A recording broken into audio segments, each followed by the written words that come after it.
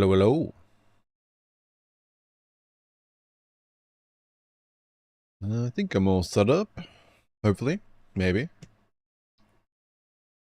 Mostly. But yeah, I was, oh yeah, also, hope you guys are doing well.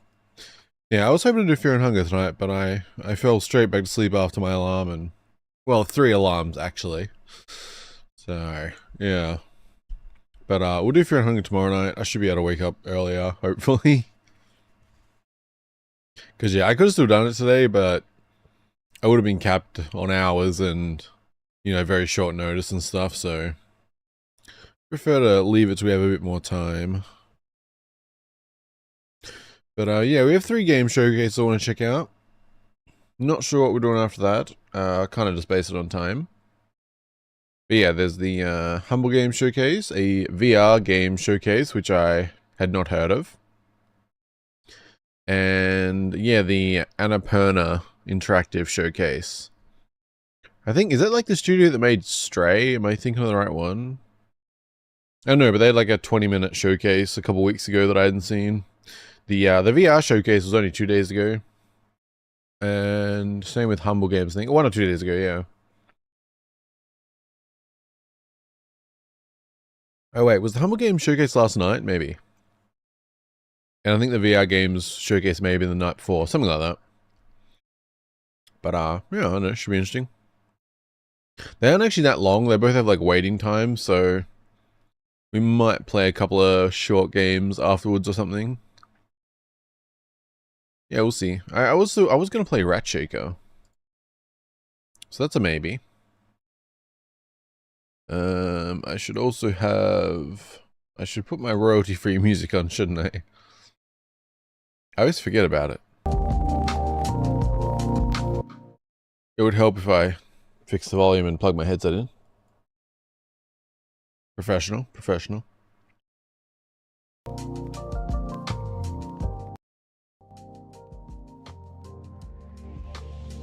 Something like that. We'll go with that.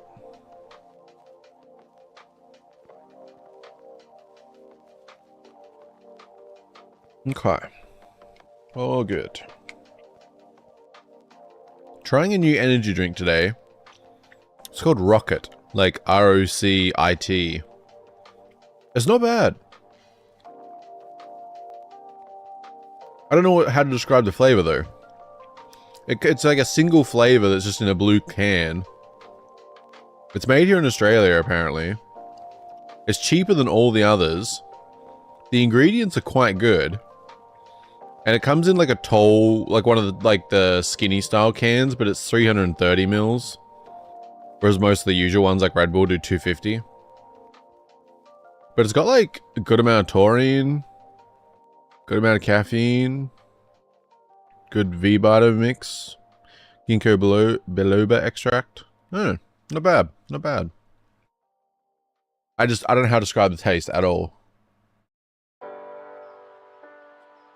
Not sure if it's new or anything. I hadn't seen it before. But it was $4 for a 4-pack.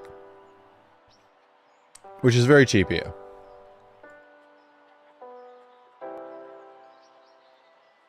Yeah, I don't know. It's in a blue, it's like a blue box, blue can, so I wasn't really sure, but yeah, it's just Rocket energy drink. It's not bad. Not bad. The sugar's unfortunate, but it does taste better. It's not too bad. I had 2 coffees, so I needed something else. I put it in the freezer for a while. It's pretty good. But man, I don't know how to describe the taste of this drink.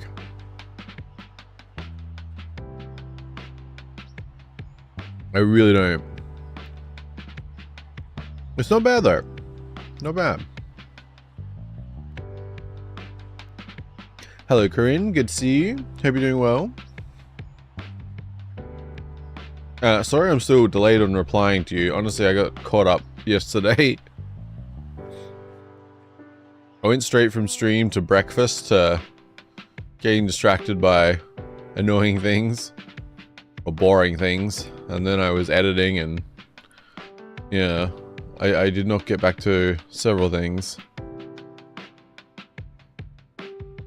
How am I today? Not too bad, but starting a stream way later than ideal and not doing Fear and Hunger what I wanted to, which kind of sucks. But I got extra sleep, so that's good and bad. Hello Satrio, good to see you. Hope you're doing well. I guess a pretty late stream for you too, huh? Must be about 4 AM. I know Annapurna has made a bunch of popular games, but I don't know if I've actually played any. Yeah, me too. I'm not sure.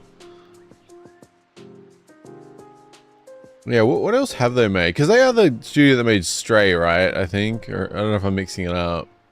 Also, hello Kelly, good to see you. Hope you're doing well. Yeah, well, let's see. What have they made? Oh, they did Outer Wilds. Oh, they published it. Okay, they published it. Okay, so they haven't made a lot of good games, but they've published a lot of good games. They're actually developing their first game at the moment, it looks like. Year TBA Blade Runner 2033 Labyrinth. But everything else they've just published. But they've, yeah, published. Let's see what stands out. Outer Wilds. Stray. I haven't heard of a lot of these games. But they have published quite a few. Okay, seems like they might be like kind of selective though. They don't publish that many. In total, there's quite a few, but like, I'm not seeing more than 5 in a year. And they only started in 2017. Huh. Interesting.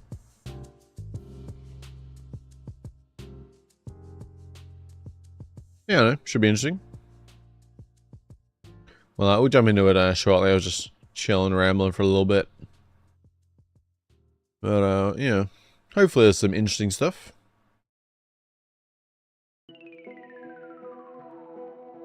Almost 4 AM there, yeah. It was a lot later than I planned. I hope to have been able to like start Fear and Hunger ideally if I was doing it by like 3.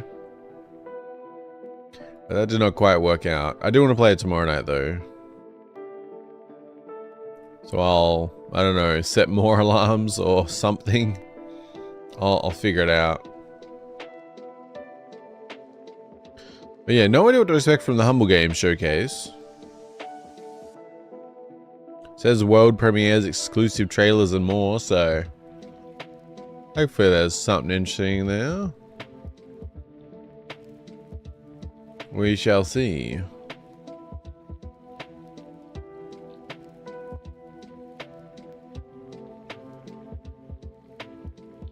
Damn, this new drink's growing on me. And it's cheap. Not bad. Not bad.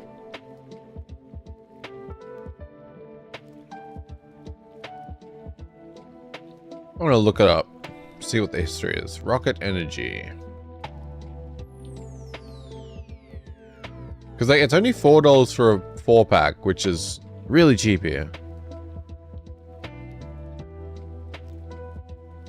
Not seeing much about it though. So I don't know if it's new or I just hadn't seen it before.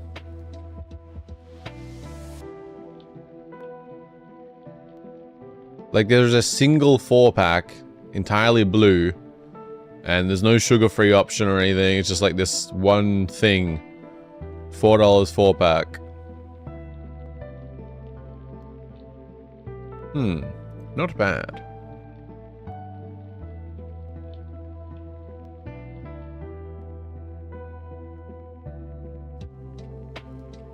Can't even see any like company page for it. Oh wait, Concept Beverages. I guess they do a bunch of stuff. Protein water? The fuck?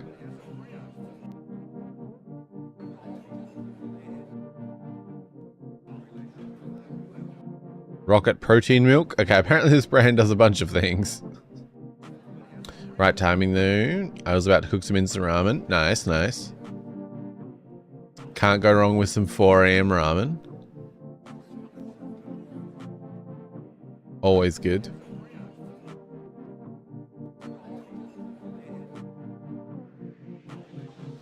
Well, hopefully they keep this energy drink because it's cheaper than everything else by far. Like, to give context of how bad the prices are here.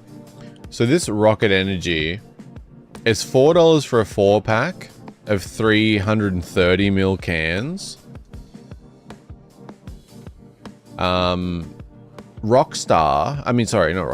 Red Bull, a 4-pack of 250 ml cans is $12.50. So $4 versus $12.50, and Red Bull's the smaller can. So yeah, $4 for a 4-pack is super cheap for here. Bigger cans and a third of the price compared to Red Bull. It's wild. Energy drinks here now, like they're not even worth buying unless they're on a sale.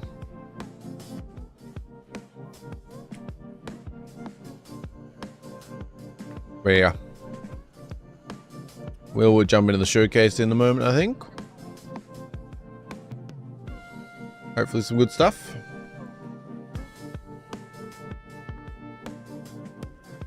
I will stretch, and then we'll jump in, I think.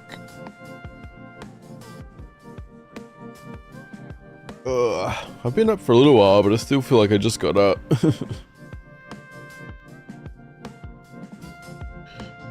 I'm good, thanks for asking. It's good to hear. Glad that you were good. Yeah. For now. Hopefully I can sleep later and get things as they should be. But I'm feeling alright. Sounds like you're feeling rough track. Yeah, there's that. At least you got some extra sleep. Yeah. Stuff balance when you're not doing what you wanted, but sometimes rest is exactly what you need. Yeah. I don't know, I feel like I slept too much though. But by my standards, way better than not enough. What was it you're hoping to stream instead? I was hoping to do Fear and Hunger primarily. Because we played Termina a long way back now. But I wanted to start Fear and Hunger 1 and do like a longer stream.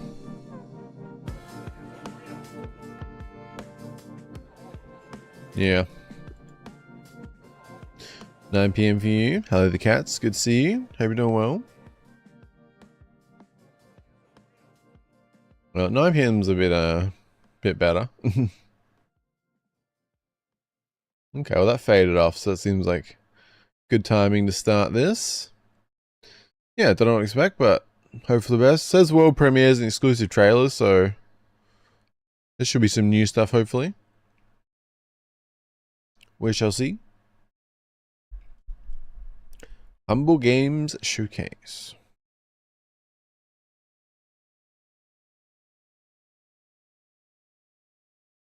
Humble Games Showcase 2025. World premieres, exclusive trailers, and more. Kinda loud.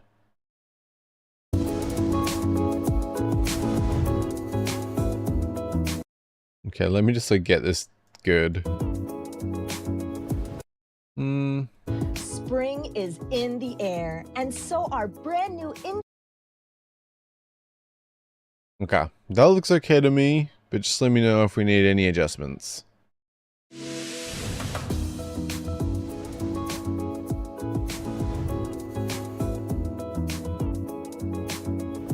Spring is in the air, and so are brand new indie games ready to be played and wishlisted. Oh, I mean, it says begin in 12 minutes, so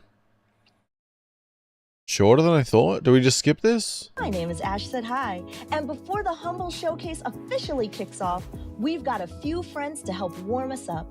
This isn't your usual pre-show, so let's start things off with a bang. Here's a world premiere from Alawar. I mean, okay. It starts in 12 minutes, but then you're doing like a world, like... I feel like you should just made this into something. It's fine. We'll watch this and see. It's only 12 minutes, so we'll skip if it's nothing.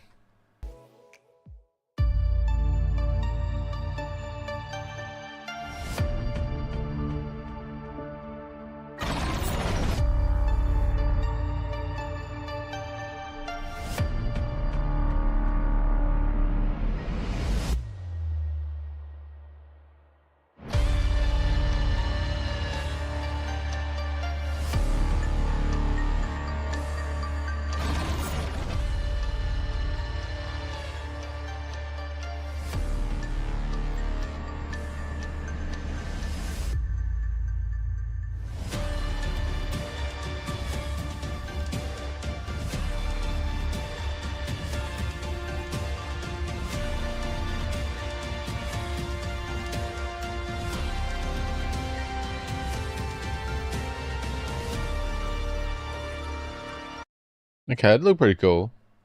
But it feels weird. I'm still like conflicted in my head about them saying like world premiere, but it's during the will begin in part, which feels like something to skip.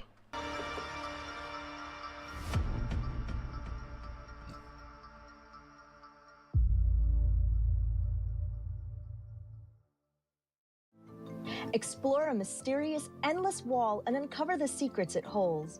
Wall World 2 is coming soon.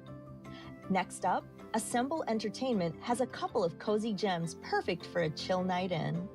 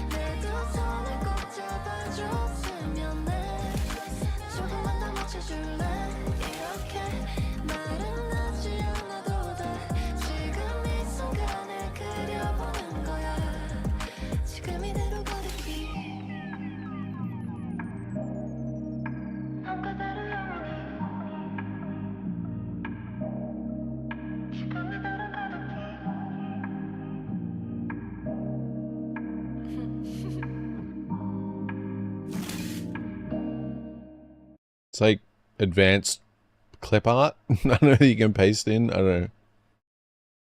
Kind of interesting.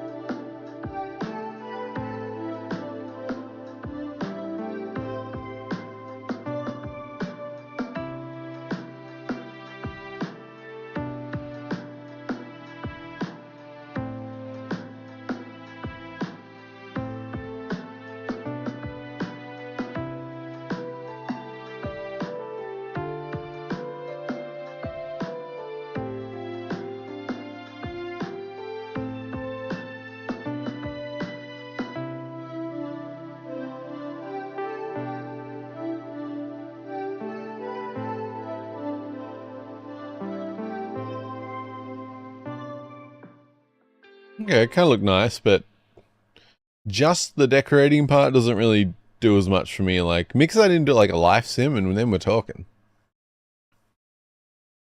I got you. You're hoping to dive in Fear and Hunger and keep it going for a long stream, right? Yeah. So it's cool when you revisit the game. It's good memories. Maybe pick it up again soon when you're feeling ready. Are you planning to stream it solo or with someone? Well, I haven't played the original Fear and Hunger, which is what I'm going to stream, but we played Termina, which was really fun. And the developer is apparently still working on like one big final update for Termina. So, going to be playing the first Fear and Hunger that I haven't played tomorrow night, and probably for a few streams at least. And when the developer releases that big update, I'm definitely going to play Termina again. It's been long enough at this point that I do want to play again. I think it'll be fun. Yeah. Should be good. And yeah, just solo. I mean, I think there's technically a multiplayer mod, but yeah. No, it's the type of game I definitely would enjoy solo either way. Just chill with stream and hope for the best. Never mind. No ramen eating. Someone was downstairs. Oh, okay. That sucks then. Plants and stickers? What else could you possibly need in life? Well, how about some physical games to go with them? The physical media future is alive and well with Select-A-Play. Here are a trio of indies you can literally hold in your hands really soon.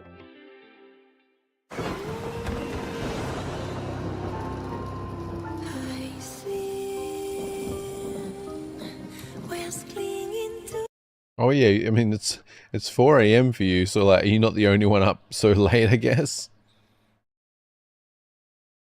I feel like in most households it's like there's normally only one person who's awake that late. By the way, the cat on top of your head is cute. Oh, thank you. I did only recolor it, but I'll take it. Yeah, it's technically a full VTuber model. I use it as an item, but you can use it as like an actual model. It does mimic my turning. Because yeah. But it was originally a different color, but I thought it looked good like this.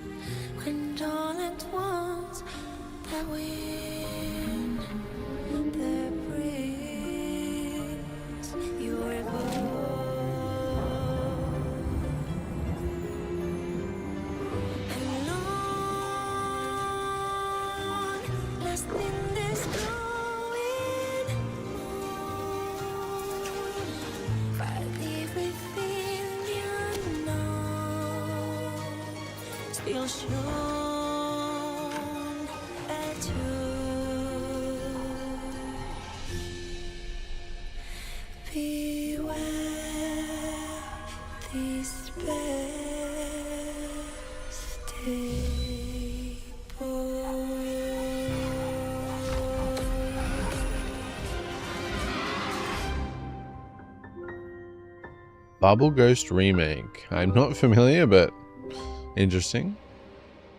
I don't know. I'm still... Why have trailers as part of this will begin in section? Like, why not just integrate it? And I don't know, like... This feels like the part you're meant to skip when you're... I don't know. It's bothering me. Taylor so small. You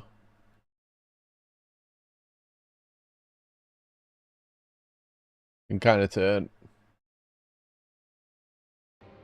Yeah.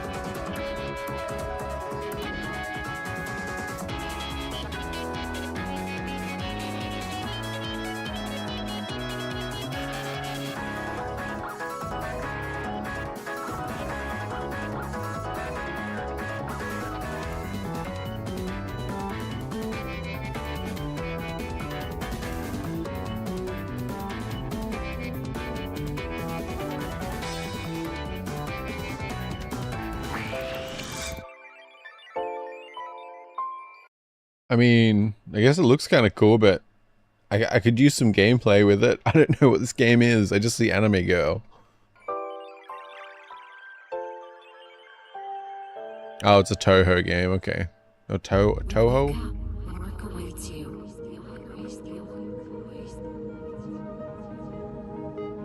The timer makes me want to skip, but they are showing stuff. With the expectation of witnessing the sun, let us herald the 100th year under the reign of self-government.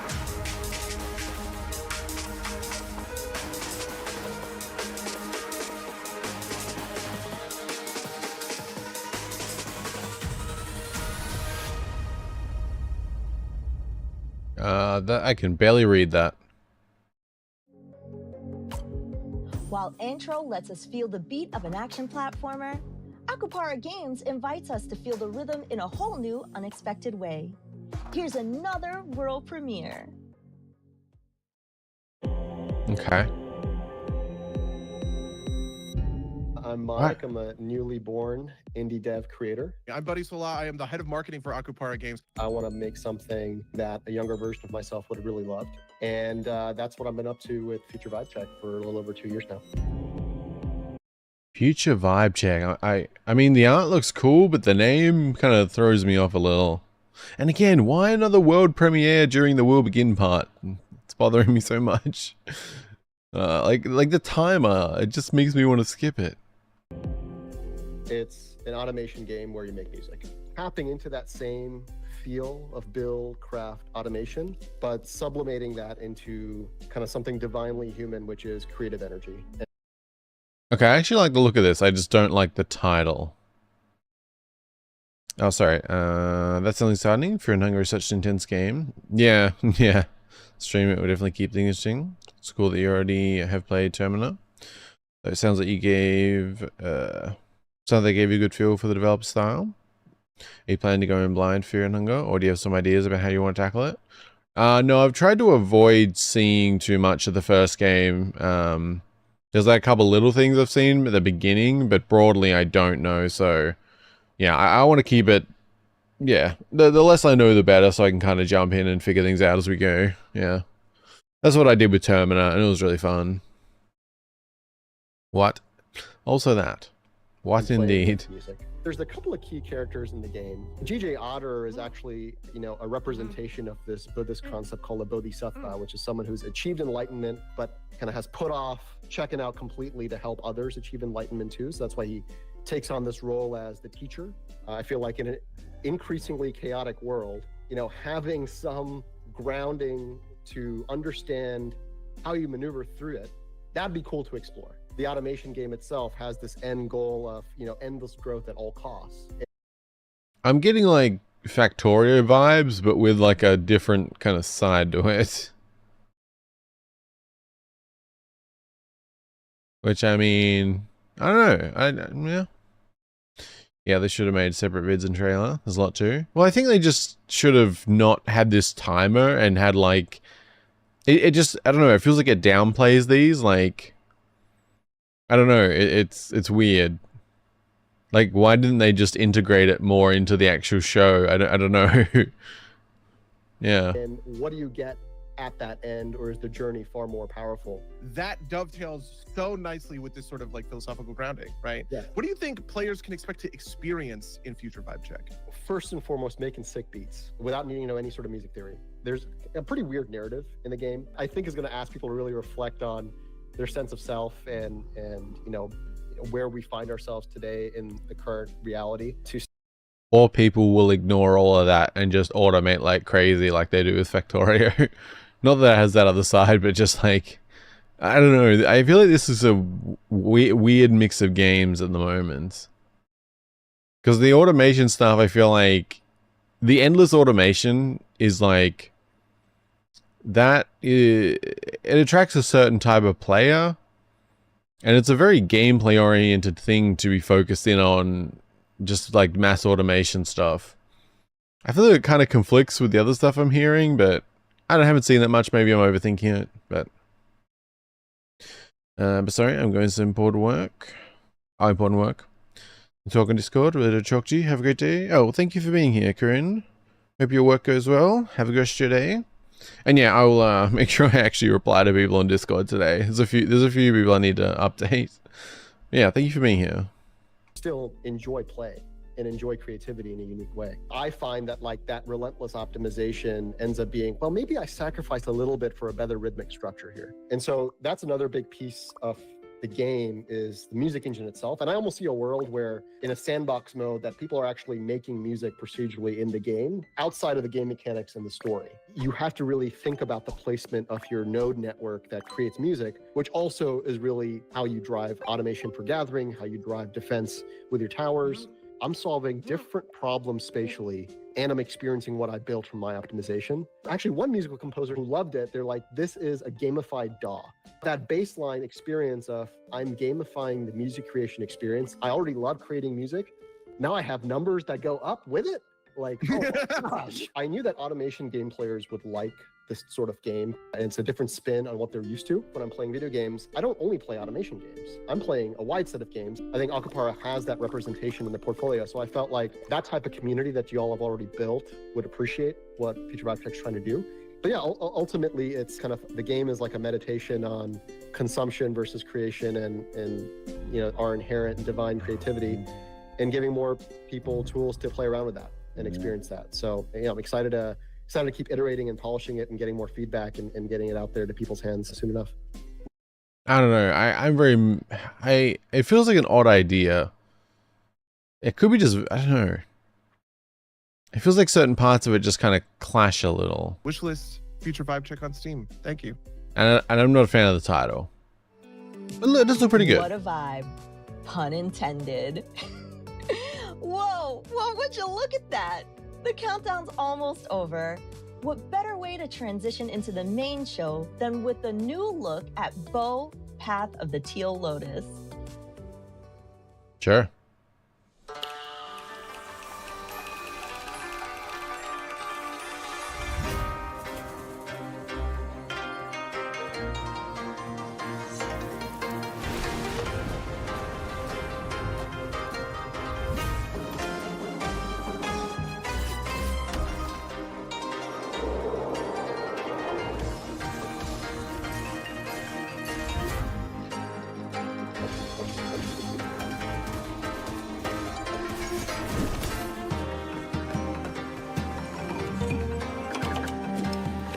It reminds me of a few games, but it looks really good. I love the art style.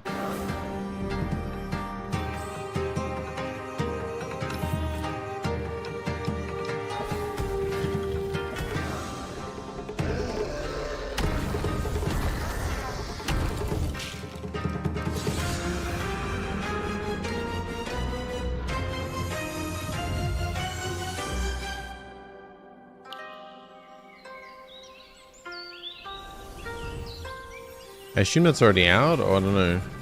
I imagine it'll do well.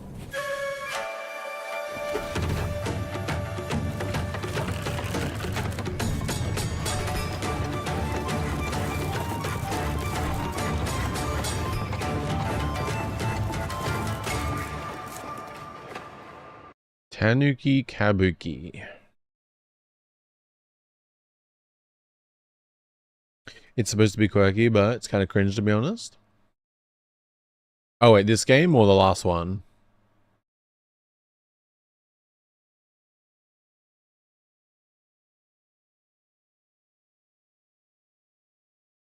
Oh, this is a DLC, I see. The vibe check thing. Oh, okay, yeah. Wow, this doesn't have as many reviews as I thought. Like, the base game came out in July of last year. 893 very positive reviews. I honestly thought this would do way more than that. Like, it looks like one of those games that... It's a certain type of game, and it looks like it's quite well done. Yeah. And the vibe, yeah, I don't know, it's... Yeah. I don't know, like, some... Because you gotta be... I think one of the things that can happen is, like... And I could be just completely wrong with that game. But it can definitely happen where... An indie developer can make a game that's like a bit too much for them rather than other people or something. I don't know. Like, I think parts of it look good, but it seemed like the core of the gameplay is like the automation. And I think that appeals to a certain type of person who like would play Factorio. But if your gameplay isn't really good, for a lot of people like that, I feel like you're just going to have like a worse version of Factorio, basically. But I think a lot of people who play Factorio aren't going to care about some of the other parts. I don't know. I could just be wrong. It's very initial thinking. I don't know. Yeah. Because like, the core gameplay did look okay to me, but I also don't really care about the music stuff, but maybe it's interesting if you're actually playing. Yeah. I don't know.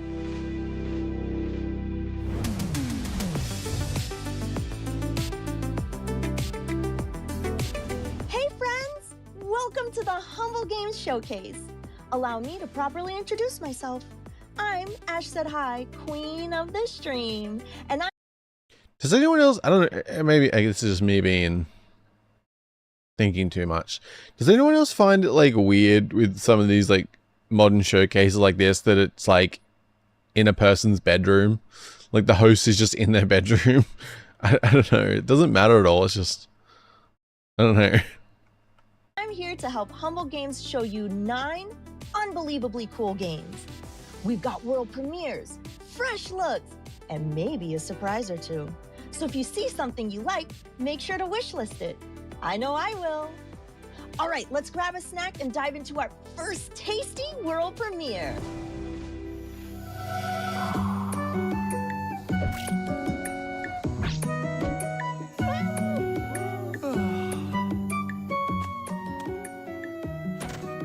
Okay, we got another farm sim. I'm not against that.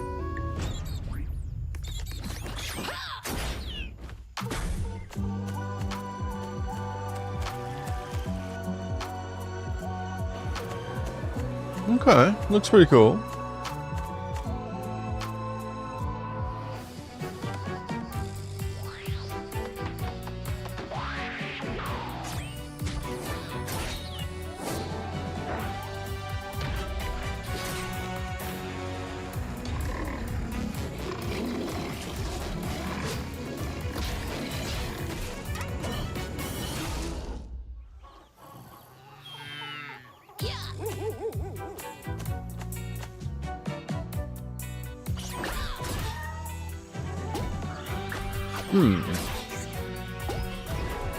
I'm intrigued.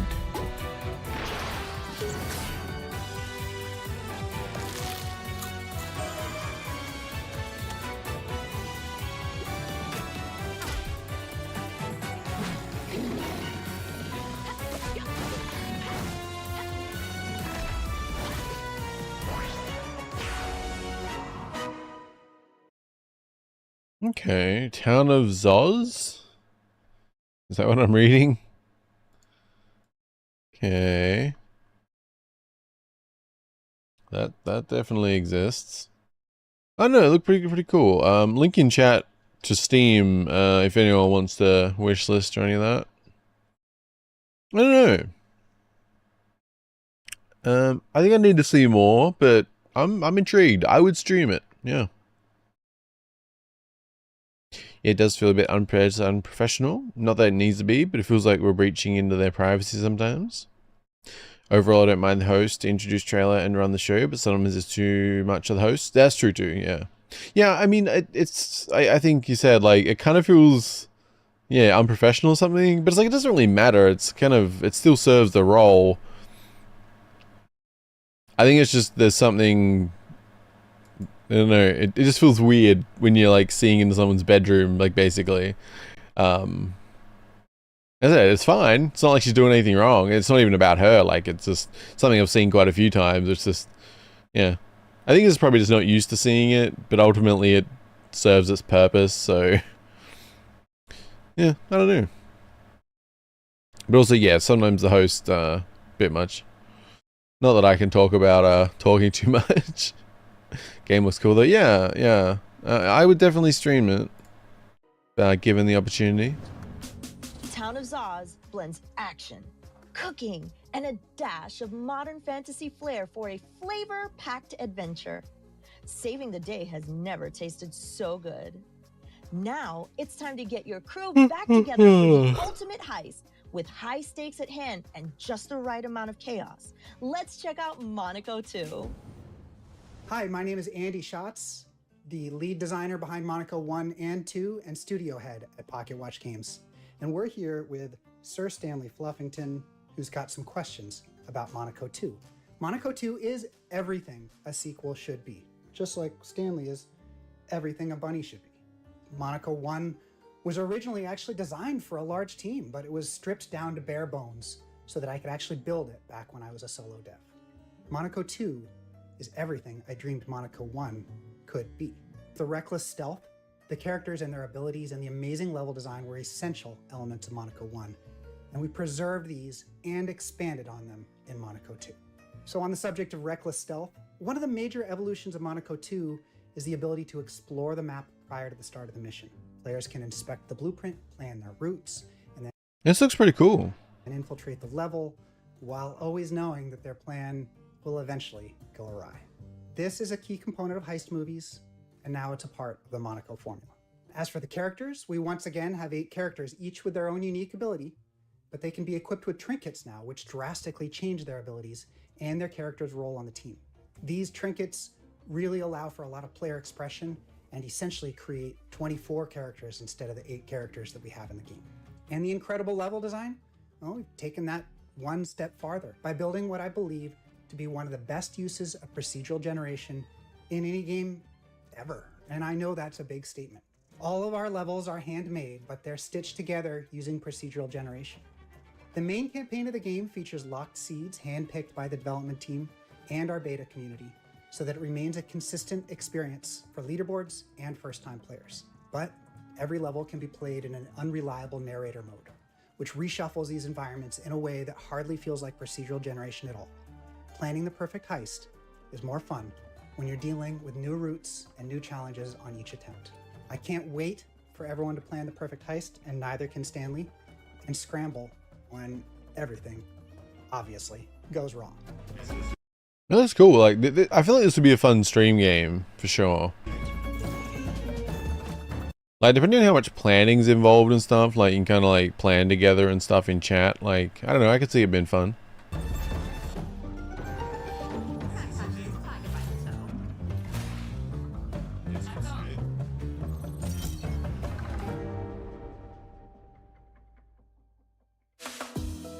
Prepare the getaway car. Monaco 2 launches for PC, Xbox, and PlayStation 5 in April. Up next, we're heading to Borgo Marina. Our sharp and stylish detective Diana is taking her mystery-solving adventures on the go. Andiamo!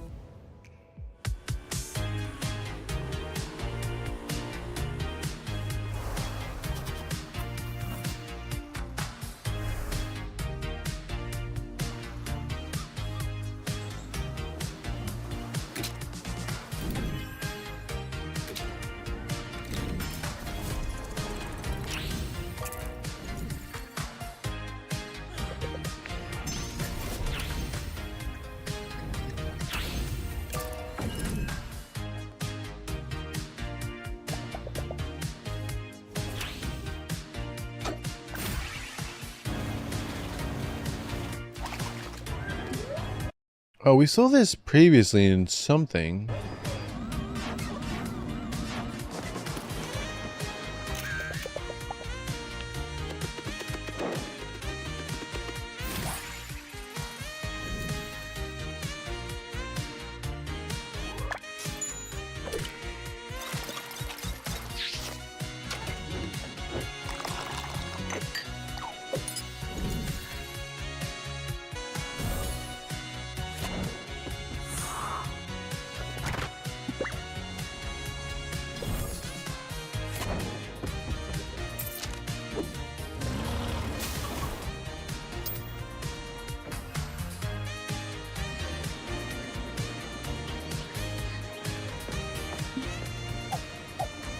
Yeah, it does look fun. Monaco. Yeah, I think it could be good. Yuri the Outlaw looks cute. Yeah. I forget what we originally... I feel like we saw 2 trailers of this game actually previously. It was a while back though. But yeah, it's got a good art style.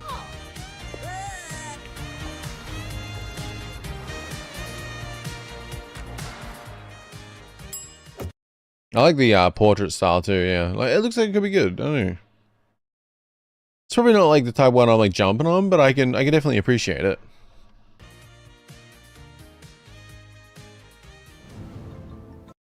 Oh, by the way, I received 3 keys for horror games recently. We're gonna play over the next couple of weeks, so yeah, just noting that. There was Tales of the... Actually, wait, what was the third one? I don't know, but there was The Unholy Priest and Forgotten Tales. So we have a couple new horror games to play soon. Yeah. That's right. On Your Tail comes to Nintendo Switch tomorrow. Now that Diana has closed the case of the Joy-Con, it's time to soar through the skies and face colossal threats. In this floating world of adventure, the only way to survive is by working together. Heralds, harbingers, the seraph. What we chose to call them is irrelevant. Their arrival marked the end of our world. Civilization, culture, continents, torn apart and left in ruin. But life perseveres. In our last act of defiance, we boarded the Arks. For centuries, we lay hidden. The Arks were discovered. Now, we must awaken and together explore what is left of our world. Danger is everywhere. The Seraph are still out there. But so are we. We must scour our past for technology. Adapting, learning, gaining power, and build as we once did. We shall board our skyships and journey this fractured land until united we strike with the fury of centuries lost and take back the skies. Okay, that looked pretty good actually. Is that's I assume, yeah, open world survival crafting type game. It's got kinda, it's been a while since I played, so maybe I'm a little off, but kinda reminded me of like Paleo graphics. They look pretty cool though. 4 keys, Wallby Simulator. That would be unique. Your own project, I assume. The one with the expertise. Good morning, Sway. Good to see you. Hope you're doing well. Actually, I say good morning. It's probably not so much morning for you with my late stream, huh? Well, either way, it was morning at one point. Join up to 6 friends and prepare for survival in the clouds. Lost Skies is coming soon. There's something about floating through the skies that reminds me of dancing. And no one grooves better than Giddy Goat Games. Let's dive into a sneak peek of the music behind Billy Bust Up. Hi, I'm Daniel Ingram, the songwriter for the upcoming indie game Billy Bust Up. And I'm Trevor Hoffman, the song orchestrator and arranger. Billy Bust Up is a 3D platforming musical game. Starting back in 2017, what Katie and Ash have built with their team already is truly amazing. And they continue to be just as determined to give you a cast of characters and a story that we're confident you'll love as much as we do. It looks like Lost Skies had a demo, but it's down now. Inspired by classic musical films, characters sing, perform, and fight to the beat of the epic soundtrack. Each song in the game engages the player in a unique way, from catchy boss fights and villain songs to wild chase sequences. There are also rhythm-based mini-games within the larger storyline. The songs play an integral part of the game, which is why we've put a lot of attention on creating a killer soundtrack with over a dozen full-length playable songs featured throughout the game. So from us and all of the people who have poured their hearts and souls into making this very special game, please consider joining us and make Billy Bust Up the most immersive and satisfying gaming experience it can be. And thank you for all of your support. I mean, I respect the effort, but I feel like I would have wanted to hear a bit more about the game and see the gameplay.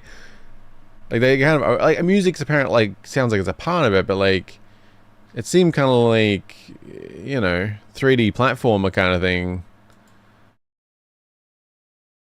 But kind of just hearing about the music, I don't know.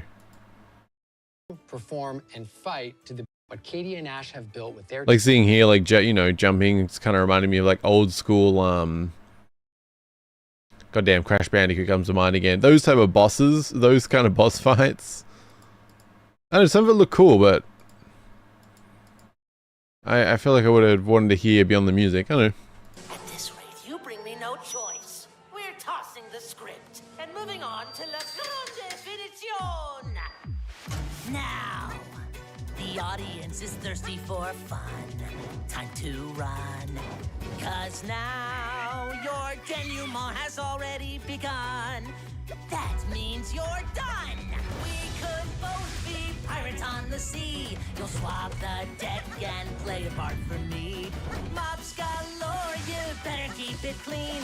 Watch out now, my little friend, 'cause Shakespeare's looking mean. I've had enough of you, so time to be my puppet. I mean, the boss fights are good. I've had enough of you. Oh, dance, my little Muppet plaything. I feel like the music's meant to be a big part of it, but I kind of don't care. But the gameplay looks good. I don't know. Maybe it all blends together well. It's making me think of like old school 3D platformer boss fight stuff, which is cool. Get ready to hop, dance, and groove your way through a musical odyssey. Billy Bust Up is coming soon. I really want to like, what's the... Each time she does like a little jokey thing, and I feel like it doesn't land. It's just very... I'm sure she... I don't know. No fault of her, just...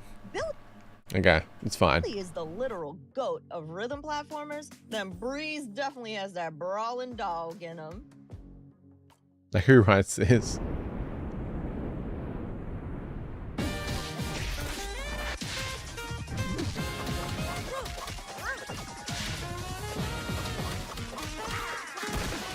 Crickets, yeah.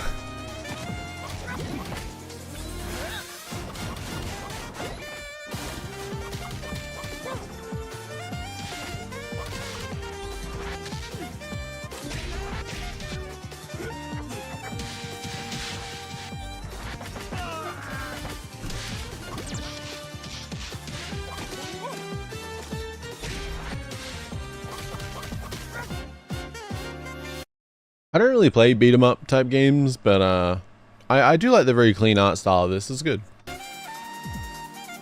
Some good tunes.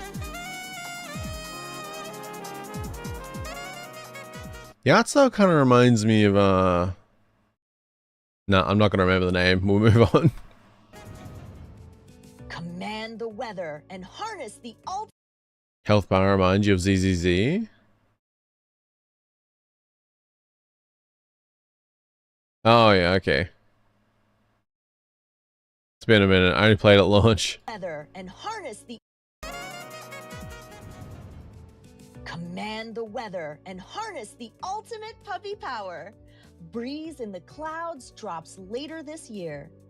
Up next, roguelite action takes a magical turn. Roguelike? Hello?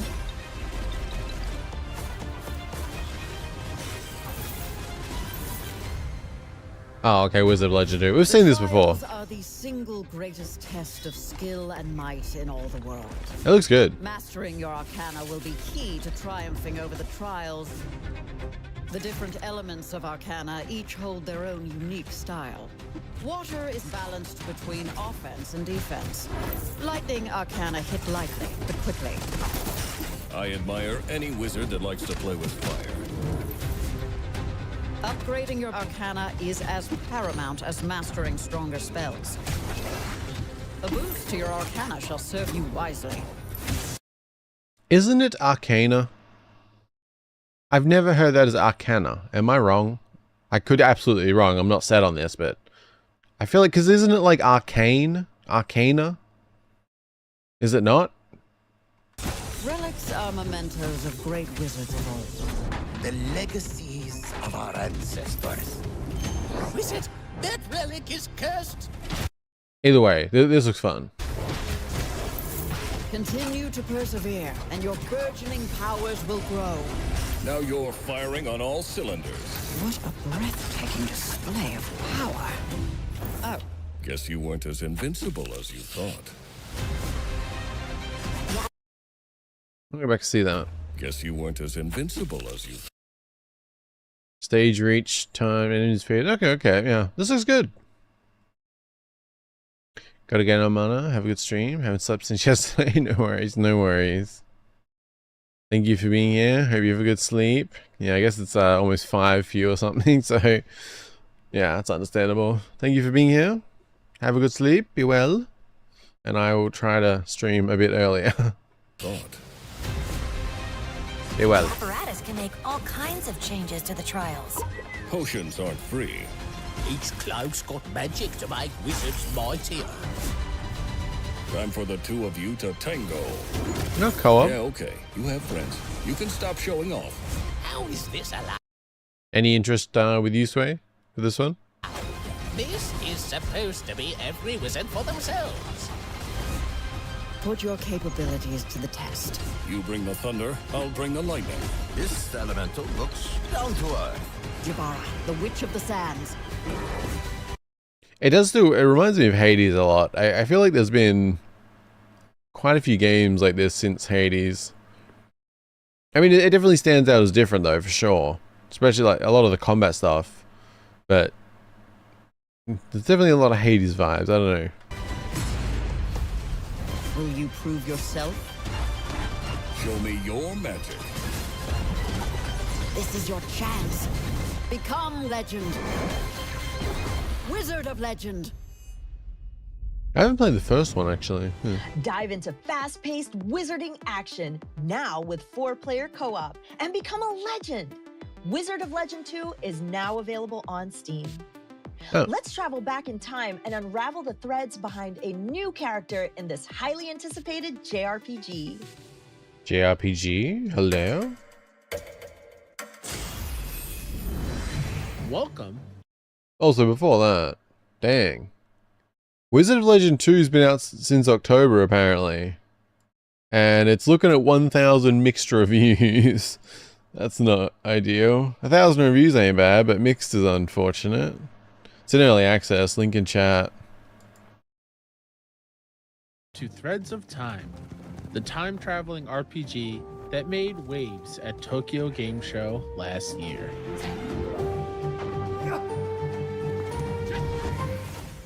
Rio Games, the team behind Threads of Time, is a passionate group of 90s JRPG fans who spent countless after-school hours journeying through iconic games like Chrono Trigger. I was about to say there's Chrono Trigger vibes. And Final Fantasy.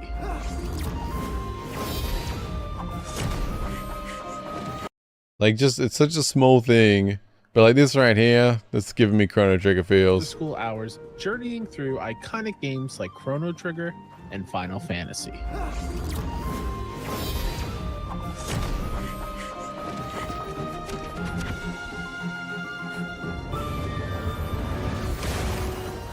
From the amazing cast of characters to the eternally memorable soundtracks, the Rio Games team is on an adventure to capture the magic we remember from those timeless classics.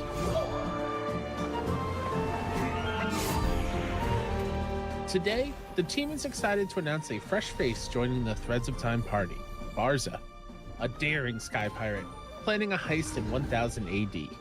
Except they may have bitten off more than they can chew. So before we go, please wishlist Threads of Time, and thank you for watching.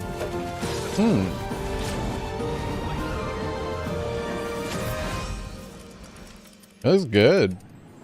I'm intrigued.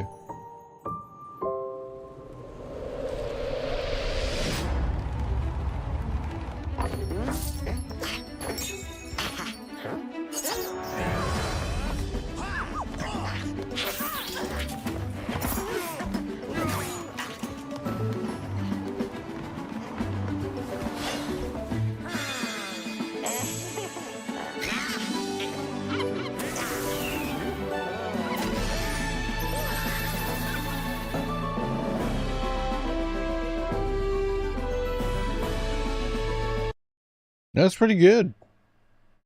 Not sold on it yet. Like, I'm curious if there's voice acting, because they didn't really show it. They just had some sounds.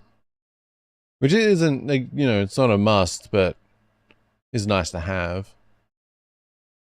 We'll see. It looks good, though. Like, visually, yeah.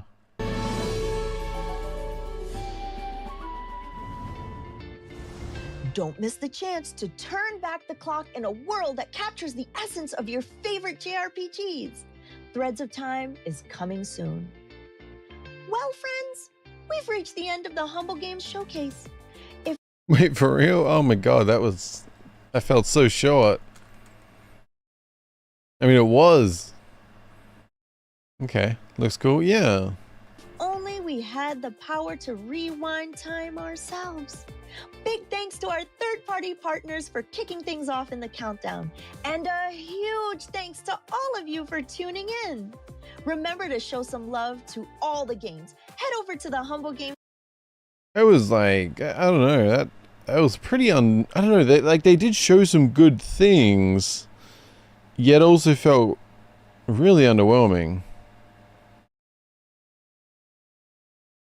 I mean, I don't know, I guess the farm sim looked pretty cool. The heist thing looked cool. The detective one has like a nice look, but we'd already seen that like twice before. I don't know, that just kind of breezed by to me. Wizard of Legend we'd seen before.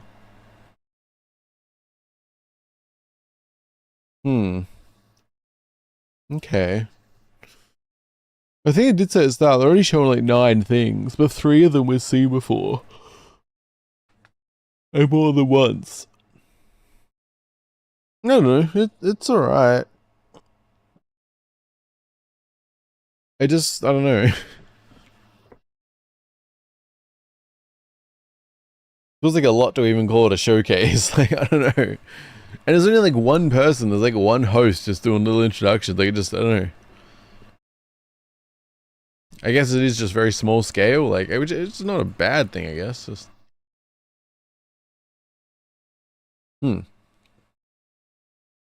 Fair enough.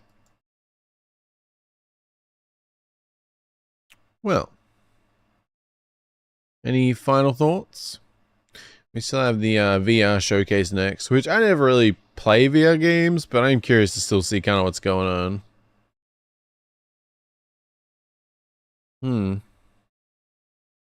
Yeah, I don't know. This is not bad. Just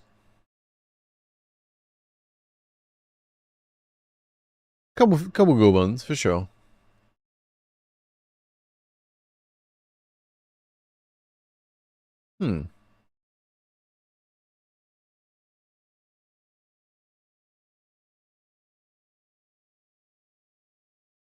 I just don't know why they didn't just integrate the starting stuff into this. It felt weird splitting it up.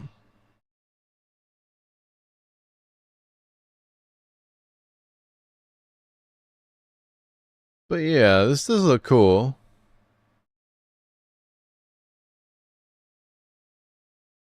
Threads of Time.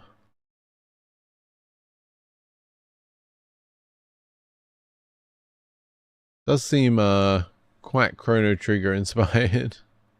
Which is good. And I'm making a new game. Thing. All aircrafts report for a world premiere. Wait, what? Oh, there was one more. All systems go. Keep your eyes open. What the heck? Enemy on my tail! Evasive maneuvers. Do a barrel. We don't call them that here. Okay. Hi, I'm Giles Goddard, and I'm the only person that worked on Star Fox. And I'm making a new game that I'm making all by myself again. Shut up, Giles. Hi, I'm Mark Lentz from the Kyoto, Japan-based indie game studio Too High Labs. This is our studio behind me. Our team is hard at work on a great-ass new title called Wild Blue. And frankly, I shouldn't have said great-ass, but here we are. Humble, I hope you like that. Without a doubt, this is our biggest title today. We're really excited about it, and we think a lot of people out there will too. Head on over to Steam right now, hit that wish list button, tell your friends, and from all of us here at Chew High Labs, we want to wish you a Merry Chew-Miss. It's not. Okay. You didn't show anything. You literally showed clouds. I don't know. Maybe people, there's some people who are familiar with these people. I don't know. But for me, you show me clouds. I'm not wish listing. You showed nothing.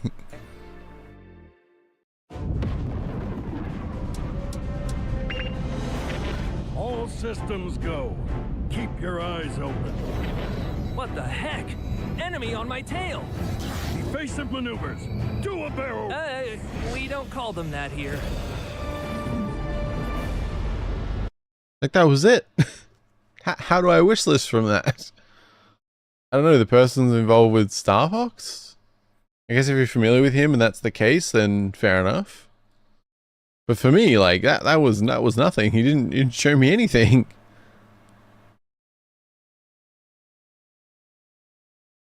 I don't know, maybe the Steam page shows more?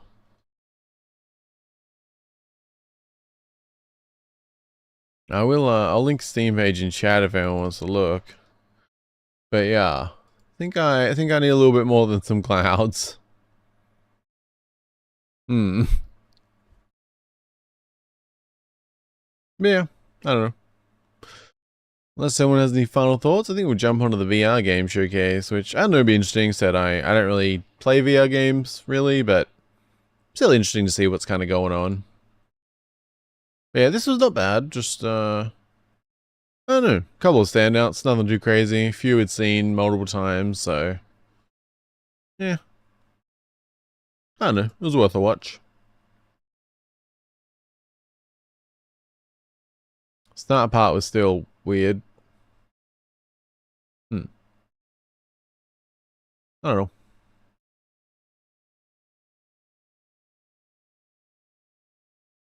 Probably, yeah, JRPG, and this is like music. Well, it seemed very music focused, but the actual gameplay looked good, and I just don't care that much about the music. You better keep it clean. Watch out now, my little friend, cause Shakespeare's looking mean. I've had enough of you, so time to be my puppet. On a string, I've had enough of you. Oh, dance, my little muppet. The music reminds me of something. I don't know if it's like a song or a group or like the rhythm and kind of feel of it. It reminds me of something very particular that I can't place. Plaything. Man, what is that? Now, the audience is thirsty for fun. Time to run. Cause now your denouement has already begun. That means you're done. We could both be pirates on the sea. You'll swap the deck and play a part for me. Mobs galore, you better keep it clean. Watch out now, my little friend, cause Shakespeare's looking mean. Man, it reminds me of something. What the hell is it? I feel like it's a particular song. I've had enough of you, so time to be my puppet. On a string, I've had enough of you. Oh, dance, my little muppet. Plaything. Damn, what is that? I don't know, this is pretty cool. The music aspect is cool, but I haven't read them. Yeah, no, I do think it's cool. I think, like, I don't know if I didn't say it probably before, maybe, like, I feel like, for me, I just care about the gameplay and everything a lot more, but they really focus on the music aspect of this. Like, they show this gameplay, but before it was all music talk, which I appreciate the efforts behind that and everything. Just, it's like a cool addition, but it's not going to sell me on the game. It's the gameplay that's going to sell me on the game, and then I'll enjoy the music while I'm playing, type of thing. But I have no rhythm. Probably the same. I don't know, maybe. Probably.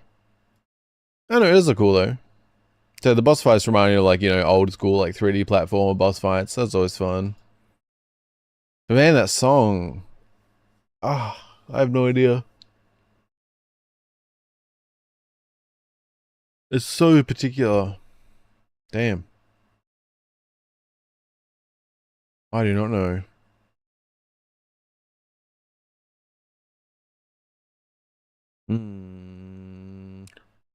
Oh. But maybe we'll jump over. Whoop, Damn YouTube. Why does it load the button over there first? And I go to click it and then that loads in and then... Yeah, it looks like this one's only about 30 minutes as well. Why don't you just skip the stuff? So we shall see. Do I need... That's probably a yes to whatever I was gonna ask. I feel like I need coffee or energy drink. I have a long day ahead of me. And I still want to stream for a while. And my headset's tangled. Because yeah, we might play something after the things. We'll see.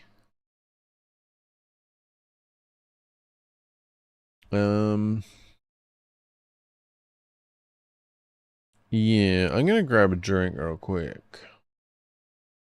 Oh, wait a minute. I'm gonna grab something from the fridge. Thank you.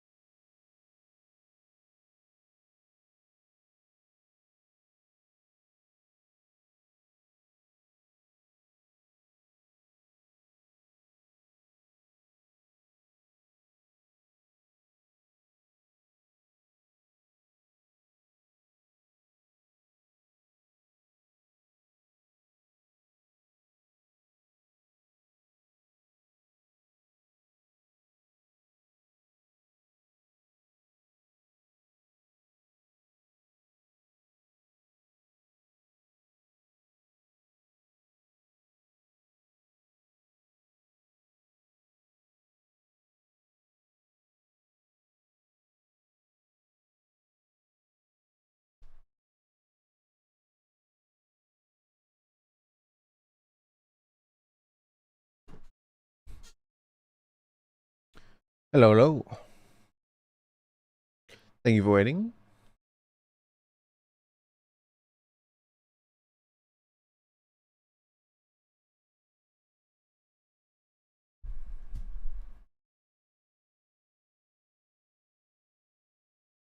Alright. VR Games Showcase March 2025. And that is like the full thing. Like that's the actual name of the showcase. Like the actual YouTube channel is called VR Games Showcase. IGN also streamed it, but yeah, the actual main thing is called just VR Game Showcase. Because when I first saw it, I didn't know if it was like something IGN did. But no, apparently there is just an actual thing called VR Game Showcase. So yeah, I don't know. Thought it should be interesting. Yeah. Yeah, there is a countdown which we can skip, fortunately. Bam. And just let me know if you need any volume changes. Thank you.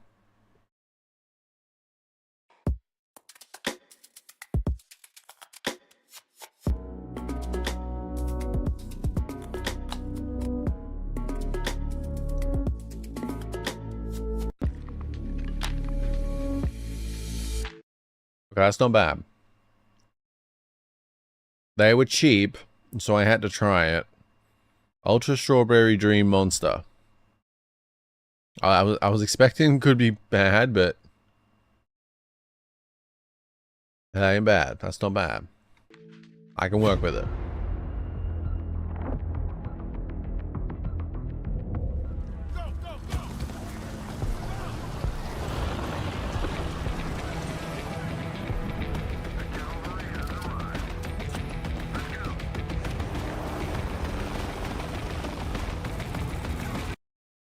Okay, I'm not a graphics first kind of person, but why is this looking like PS2? An actual PS2, not like when someone says that, but they seem to not remember what the PS2 looked like. This looks like PS2 with like cleaner models, but like the actual textures and everything, they're really, I don't know. Especially if this is a VR game, that's not going to look great.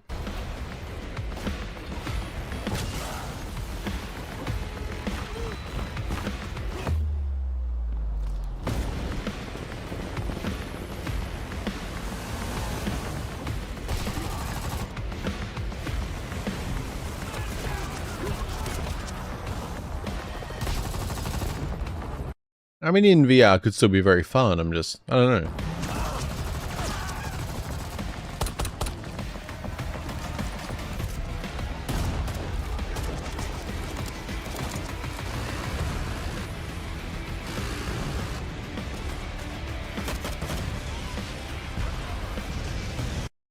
Hopefully at least like, because I mean, it doesn't look bad. Like it's consistent and everything.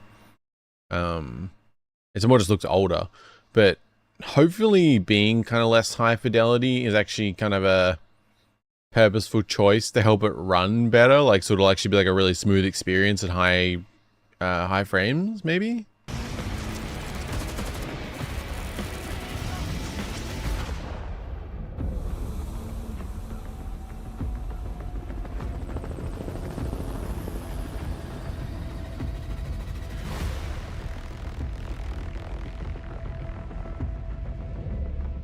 Yeah, be growing food, no worries. Good choice. Forefront is the brand new competitive shooter from Triangle Factory, one of VR's most celebrated multiplayer developers. It's a huge leap in ambition for the Breachers studio, moving from tight squad-based battles to enormous maps for up to 32 players with drivable vehicles. Keep an eye out for early access launch on MetaQuest 2 and up, PC VR, and Pico in late 2025. Make sure to join the game's Discord channel to follow along with development. Forefront is also exactly the kind of experience that encapsulates what the VR Game Showcase is all about. A dedicated studio pushing the boundaries of immersion with considered mechanics that truly separates it from a traditional shooter. I feel like, on the immersion front, it just, I don't know, it sounds like maybe there's a lot more people interested than I realized. It just, like, it looks okay, but I don't know. Now more than ever, it's a privilege to be sharing these titles with you. It is not an easy time for the games industry and our corner of it. Today's show is a celebration of the incredible work these studios are achieving, especially in the face of this.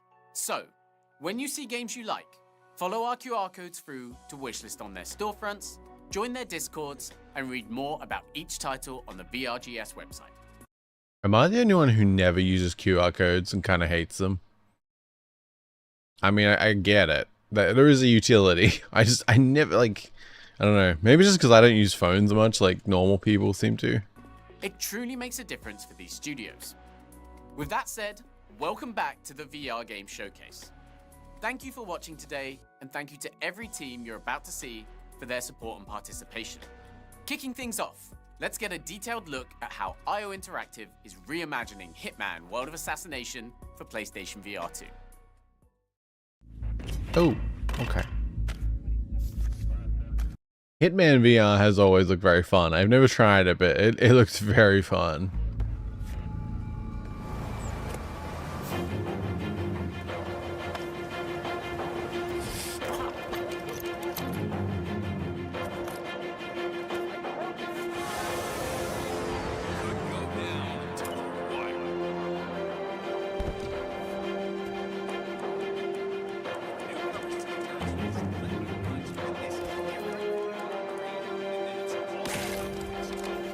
Oh. Oh, that was interesting. Being able to use 2 items at once. Huh.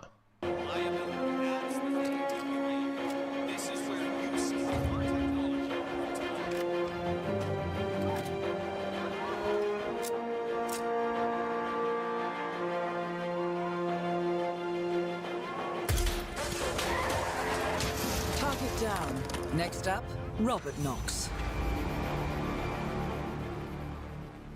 That's cool. It's great to see Agent 47 back in action on PSVR 2. This clip is full of incredible insights into how IOI is approaching this version of the game. As players live out Agent 47's greatest adventures like never before, they can dual-wield an arsenal of over 100 different weapons and intuitively perform movements with full ambidexterity. That includes reloading, holstering, aiming sniper rifles, and stealing disguises. In addition, PSVR 2 provides new and unique technical capabilities, with adaptive trigger support through the PSVR 2 controllers, room scale implementation, spatial interaction, and more. That's We'll be really jumping cool. back into the world of assassination when PSVR 2 support launches on March 27th. Honestly, just makes me want to play Hitman in general. It's so fun.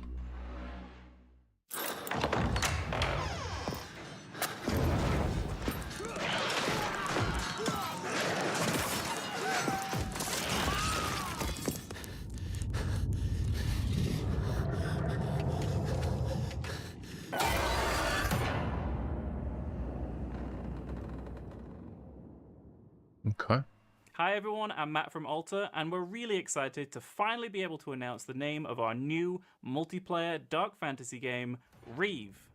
The game is a PvEvP extraction game with combat, looting, and social interactions at the heart of everything. And whilst it's still very much in early development, we've got an active and growing community who are starting to get their hands on the game already. The name Reeve comes from an old word meaning to raid and plunder, and that's exactly what you do. You enter our dark dungeons, slay the creatures that thrive in the darkness, collect loot and gear, and then try your hardest to extract and return to the surface with all your shiny new loot and prepare to go again. Reeve has another meaning too, to steal. So be prepared to find yourself in the dungeons coming face to face with an enemy team at any point during a raid. Or perhaps you want to party up with friends and do the stealing yourself. The game even has social spaces to hang out in between raids and to interact with other early players of the game.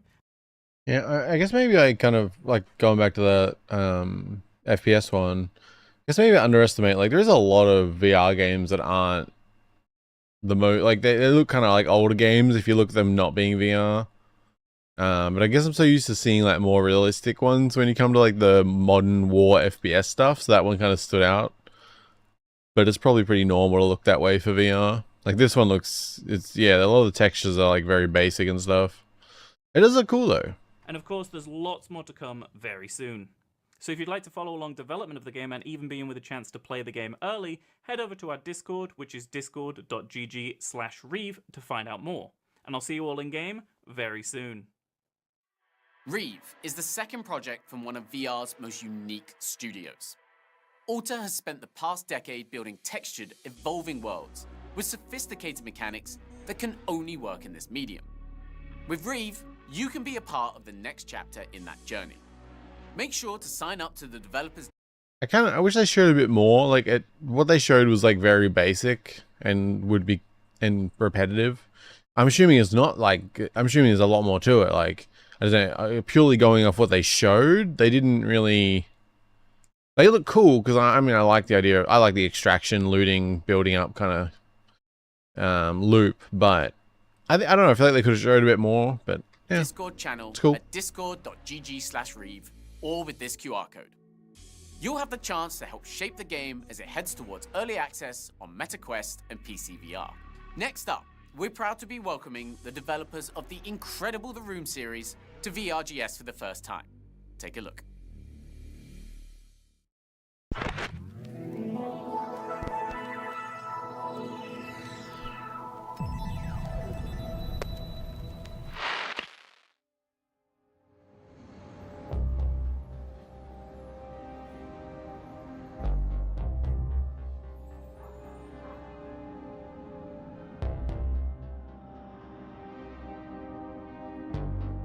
Edith! I didn't think you'd be back for a few more days. Sorry about the mess. It'll be worth it though, I promise. How'd it go with old lady Sia then? You should have seen it. Something weird is going on, and Adam is involved. Alright. Okay, so what now? I'm gonna go check it out.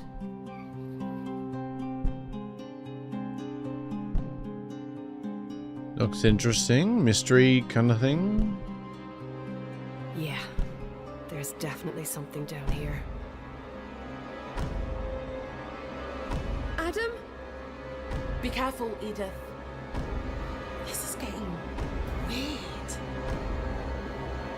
Oh, sorry. I didn't know. I'll get you out of this. Somehow. Ghost Town. That looks pretty cool. I imagine, like, it's one of the ones, like, I don't know if I would personally be jumping, but as far as the VR game goes, that looks like a really cool experience. Like, if you're someone who has, like, room scale set up, or you've got, like, one of the walking pad things or something, like, I imagine especially then, something like that would be really cool. I really wish I had more space for VR.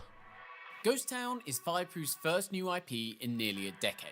This is a team that floored us with its commitment to brain-bending puzzles and first-rate immersion in the Room VR, A Dark Matter. We can't wait to see what the studio delivers with a brand new world designed specifically for headsets. Make sure to wishlist in time for launch later this spring. Now, I love the story behind this next title. Patient 8 Games isn't your average VR studio. In fact, it got its start making the incredible Return to Rapture mod for Half-Life Alyx. For its next project, the team wanted to take what it had learned and apply it to its very own sci-fi survival horror IP. Okay.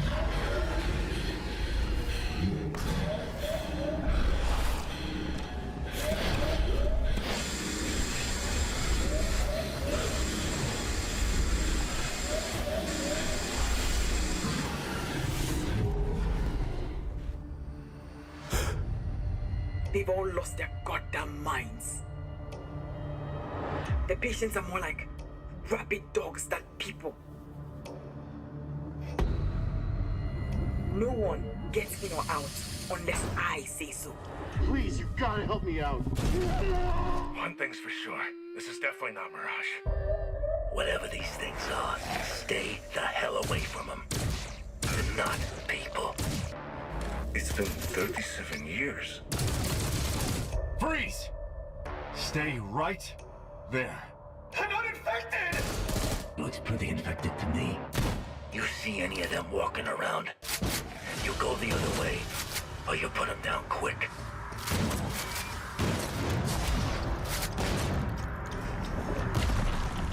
So, you found a chimera. Not bad. If you need to give it some extra punch, take it over to the forge. They're parasites, just like you. Now we're the only spot in town. This is the bandage I cannot remove without bleeding.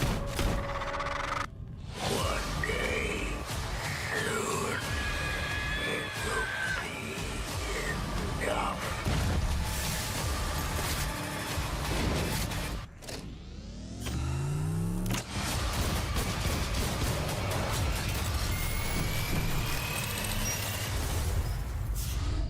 Do you have any questions? Okay, that looked really good. That looks like a proper like VR experience. That's another one that if you got like room scale or you got like the walking pad, like I imagine especially like, cause you'd be able to like use the controllers to like walk. But if you actually have one of them like walking pad type things, being able to actually walk the holes and navigate around, like I feel like it'd be really cool. Yeah, it looked really good. That was a good showcase. Like that actually was a good trailer. It showed like a good amount of the gunplay, kind of stuff you'll be dealing with, and that like yeah, that was actually really good.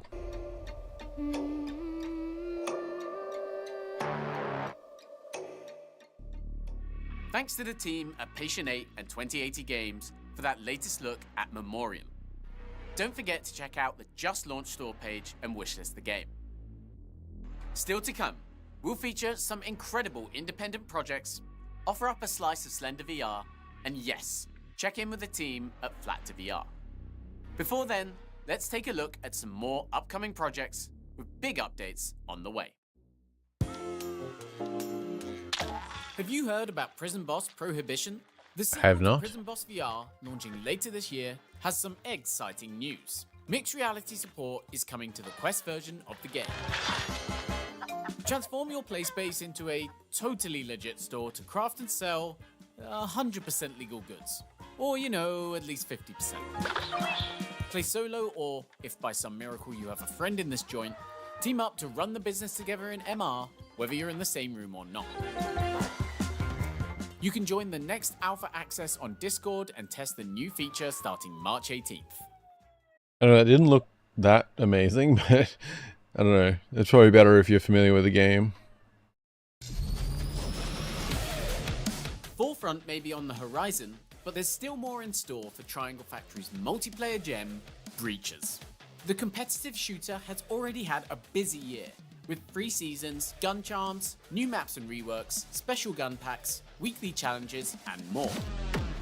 I'm really curious how many people play games like that. Like, it looks pretty good, just, you know, VR sets are obviously still kind of niche, even though it's getting wider and wider, but I'm really curious how many players a game like that has on average. But Triangle Factory also promised new gadgets were coming to the game, and the first one is coming a lot sooner than you think.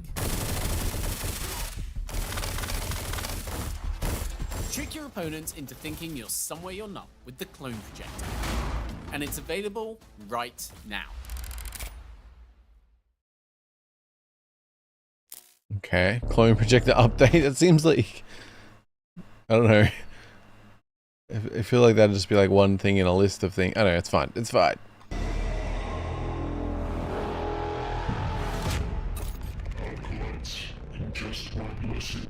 This is fresh gameplay from Zix, a fast-paced co-op action roguelike coming to Quest and PC.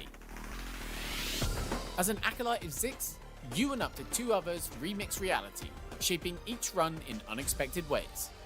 Swap enemies, change gravity, and uncover hidden secrets as you fight through ever-changing challenges. With its first instinct combat system, Zix lets you pull off stylish, over-the-top combos, dashing, striking, and chaining abilities with ninja-like precision. This is one experience you won't want to miss. And that looks like a pretty wild VR experience, actually. Okay. Man, I really wish I had more space for VR. I can only really do, like, where I'm set up, I can only really do, like, standing or sitting. Like, I can't do, like, even close to room scale. Like, I have, like, a small square I can use. On Steam and Quest ahead of launch later this year. Yeah, would be interesting.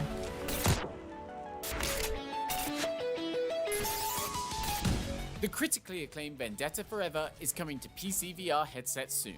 Vendetta is a love letter to blockbuster cinema, with stylish, tightly choreographed levels that put you right in the heart of the action. Meatspace Interactive and nDreams will be bringing that full experience to Steam VR. But that's not all. We're also happy to announce that Meatspace Interactive is also working on all new levels for the game. They'll be available on PC at launch, and arrive on Quest and PSVR 2 via a free update. Look out for both on May 8th, 2025. Looks cool, looks cool. Yeah. You're seeing exclusive footage of the PSVR 2 version of Underdogs. Developer One Hamza has teamed up with Perp Games to bring the full version of the roguelike mech battler to Sony's headset. That includes the Buzzsaw, Sandboxer, combat and anniversary updates from the other versions of the game. Not only that, but the PSVR 2 version makes full use of haptic vibration on the controllers, so you can feel every punch, slice and smash inside VR. The best part is there's not much longer to wait. We're happy to confirm Underdogs arrives on PSVR 2 digitally on March 25th, with the physical version launching April 4th. Oh, and speaking of Perp Games... Hey Kate, CR again. I hope everything's okay. I know there's been a lot to take in and wrap your head around. It'll be good when Lauren gets there to help you sell the house. I'm assuming this is the horror game. Take a little load off your mind. Give me a call when you get the chance and we can talk. Take care.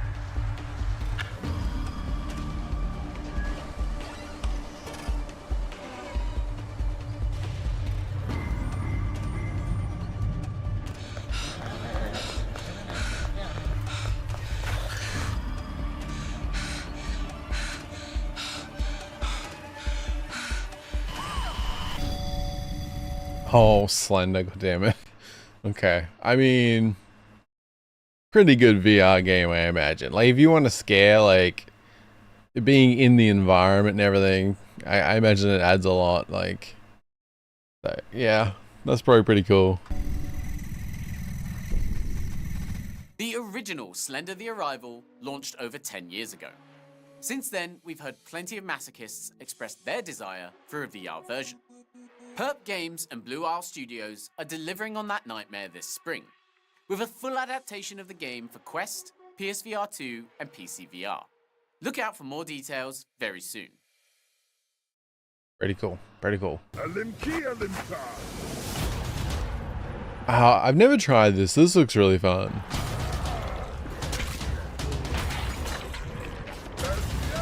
Super over the top. In a good way.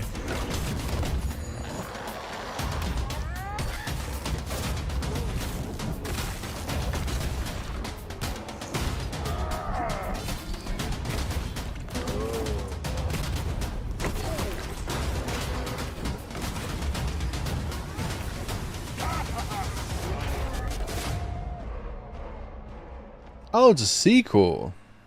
Oh, okay. It looked the same from what I remember seeing, but either way.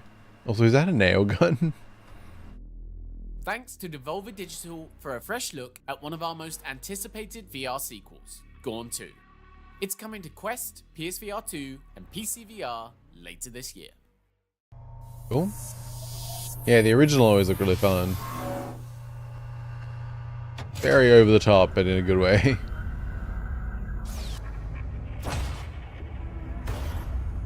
Getting Borderlands graphics vibes. I'm guessing not though.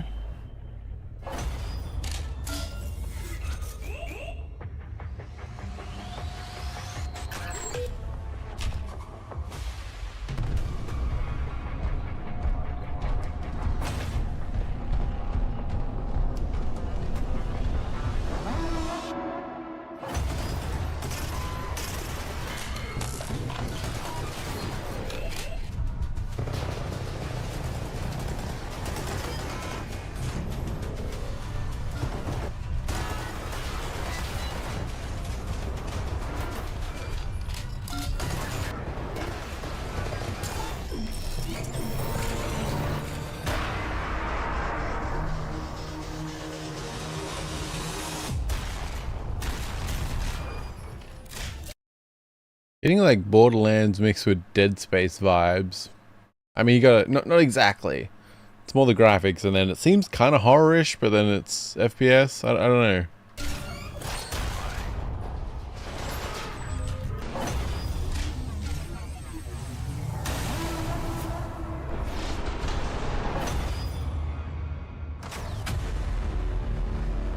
Exoshock. Play Exoshock in closed early access. Join the Discord to apply. No. Drawing inspiration from games like Helldivers 2, That looks cool. Warhammer 40k, Halo, and Fear. Okay, apparently none of the games I was wrong. Exoshock is a co-op shooter that aims to be a leap forward for PvE shooters in VR. It delivers intense shootouts and endless replayability, with tactical gameplay and dynamically generated missions that ensure no two encounters are the same.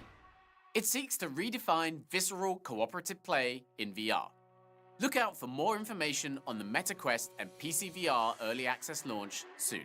Yeah, I If mean, it you're looks an like cool. influencer or press heading to GDC this month, scan the QR code to book an appointment for hands-on with the game. Yeah, it looks like a cool VR Now, shooter, one of the things for sure. we heard after the last VRGS in August was that the show didn't do enough to highlight smaller independent studios. So this time around, we've been on the hunt for exciting, innovative games that fall under that umbrella. Our search first led us to Wind Up Minds, a studio formed from former Meta developers that created the incredible virtual pet experience, BOGO. Now, BOGO went offline last year, but its creators started a new journey. A deeper virtual pet experience that would give each player a one-of-a-kind bond with their companion. The result is Stay Forever Home, a platform that doesn't just let you play with a cute animal, but spend quality time building a relationship with them. Let's take a look. It feels kind of, they're talking about like a virtual pet game and like, you know, building the relationship. But they started with saying the last one went offline. I'm not familiar with it, but like, doesn't that mean that everyone who had a virtual pet in BOGO like lost their pet when it went offline? Hopefully not. That sounds, I don't know.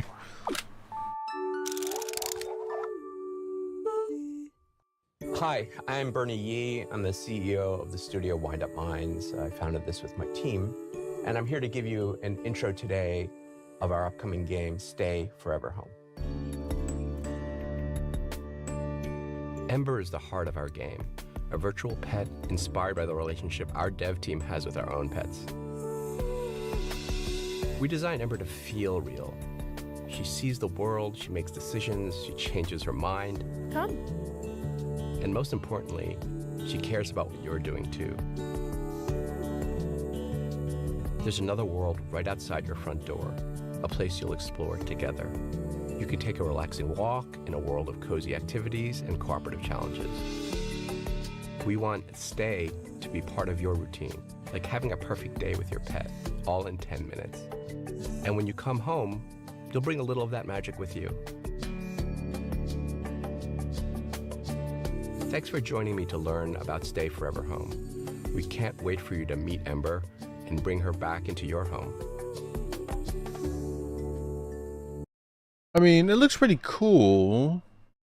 I guess with how, like, before I started seeing it, with how it was spoken of, which was only brief, but like, I was thinking more like a lot more options for pets, maybe like customizable, like you're very, like, whereas this is like one very specific pet. I don't know, it looked interesting. I don't know, it's a very wait and see thing for me. It's interesting though, I don't know. Yeah, I don't know. I'd have to think on that one. We can't We'll wait see a to bit begin more. our bond with Ember on April 3rd. Another small studio coming from VR royalty is Cozy Cube Games. Now this is a tiny team led by a former member of Alchemy Labs. If you've been following their work on Blue Sky, then you might be familiar with this next project, which is layered with made-for-VR interactions.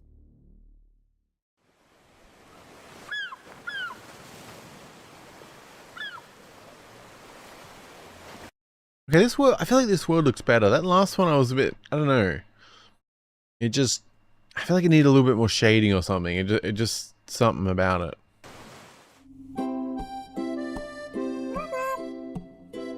Pingu? That's you?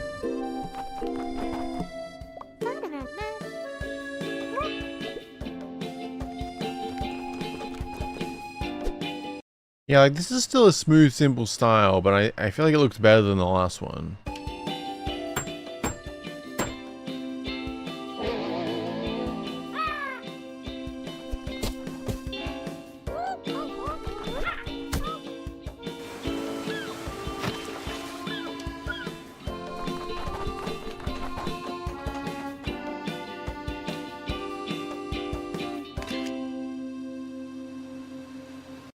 Looks pretty cool, honestly. Num num. Yeah.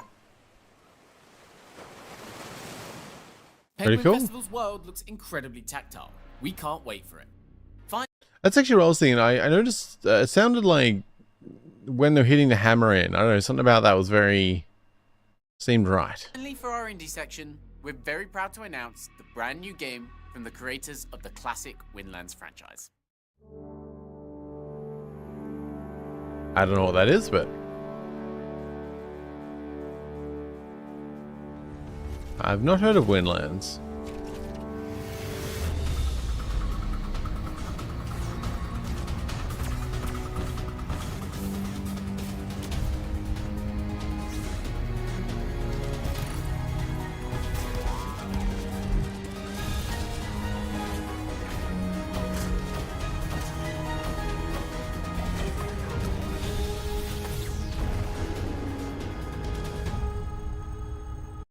Okay, it looked interesting. The level was kind of reminding me of Ratchet and Clank in certain ways. Okay. Looks pretty cool.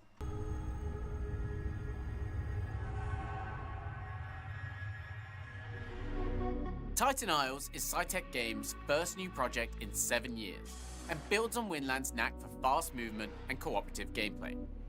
Thanks to the Cytec team for this reveal. Look out for more information later this year. Okay, we're reaching the home stretch. If you have a MetaQuest near you right now, you might want to grab it. We have a surprise for you. Locked and loaded. Smash cut! Step into the world of movie magic at Lights Camera Faction.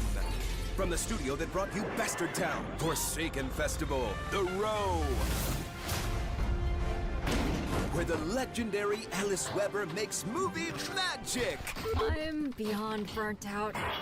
Along with their co-founder, who is currently unavailable.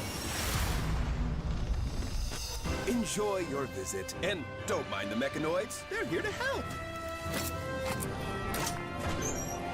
But do report any malfunctioning units.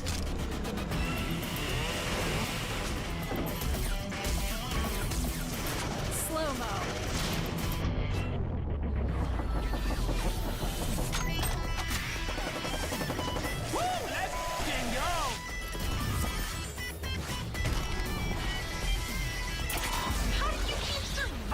Over and over.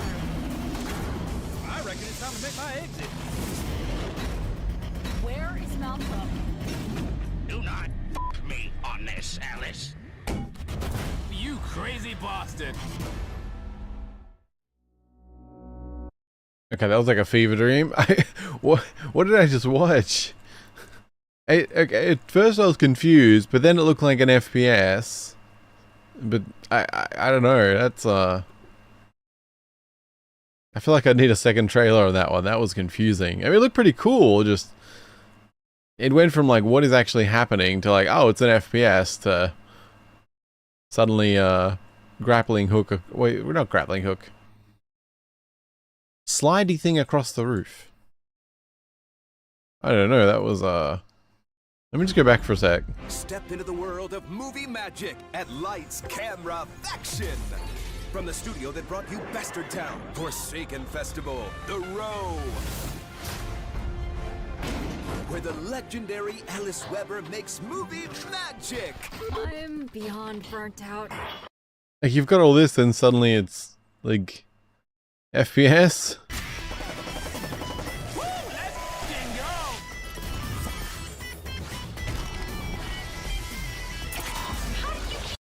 I mean, it looks like a crazy experience, so I guess if you want something crazy, then yeah. Surviving over and over. I reckon it's time to make my exit. Where is Malcolm? Do not f me on this, Alice. You crazy bastard. That's a game. Yes, you read that right. Deep Cuts is available on MetaQuest right now. This game turned our heads with its physics-driven action built into the awesome premise of visiting several movie worlds. Thanks to Scythe dev team and publisher TinyBuild for working with us on that surprise drop.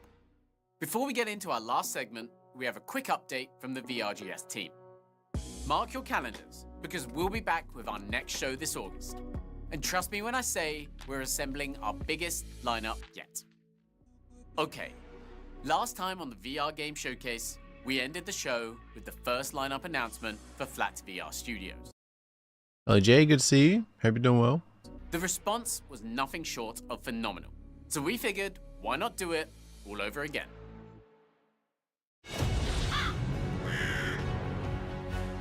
Welcome to the Spires of Adgor, Sorcerer. Stargate? I see your belt holds a sorcerer's wand. We will need such things, for dark days lie ahead. Skyrim?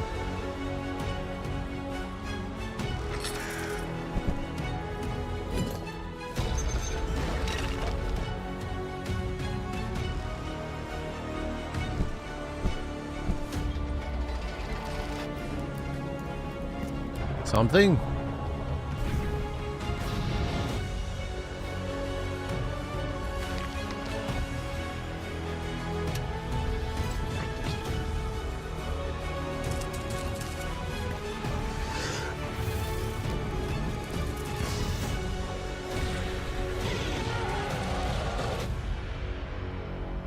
And so, it begins. Okay, that looks pretty cool. Like VR experience, like that's cool. Yeah.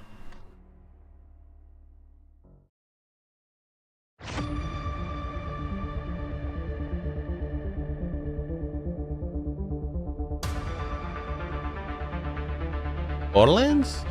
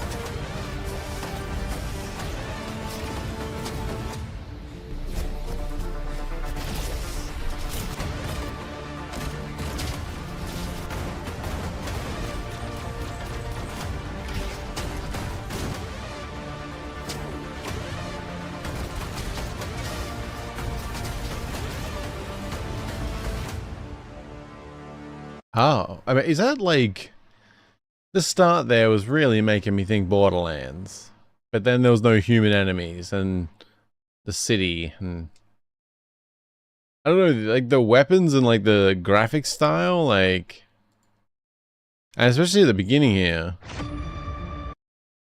like, I'm feeling Borderlands here.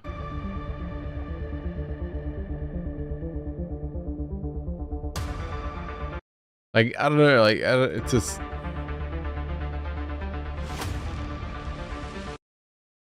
Very, very Borderlands feel, and then less. But then the weapons also kind of give me a Borderlands feel. Huh. But, yeah, certainly heavy, like, action game. Like, if you want that kind of VR experience, looks solid.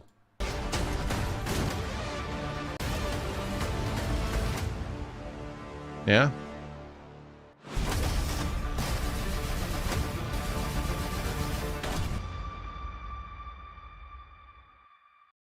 Hi, I'm Jasmine Uniza from Flat to VR Studios.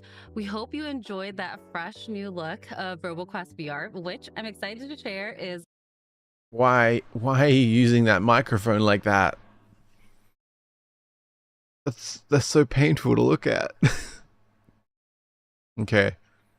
I'm probably the only one bothered by that. It's not even, it's just, I mean, it's working fine. Okay, I'll shut up. It's fine. Hi, It's fine. I'm Jasmine Uniza from Flat to VR Studios.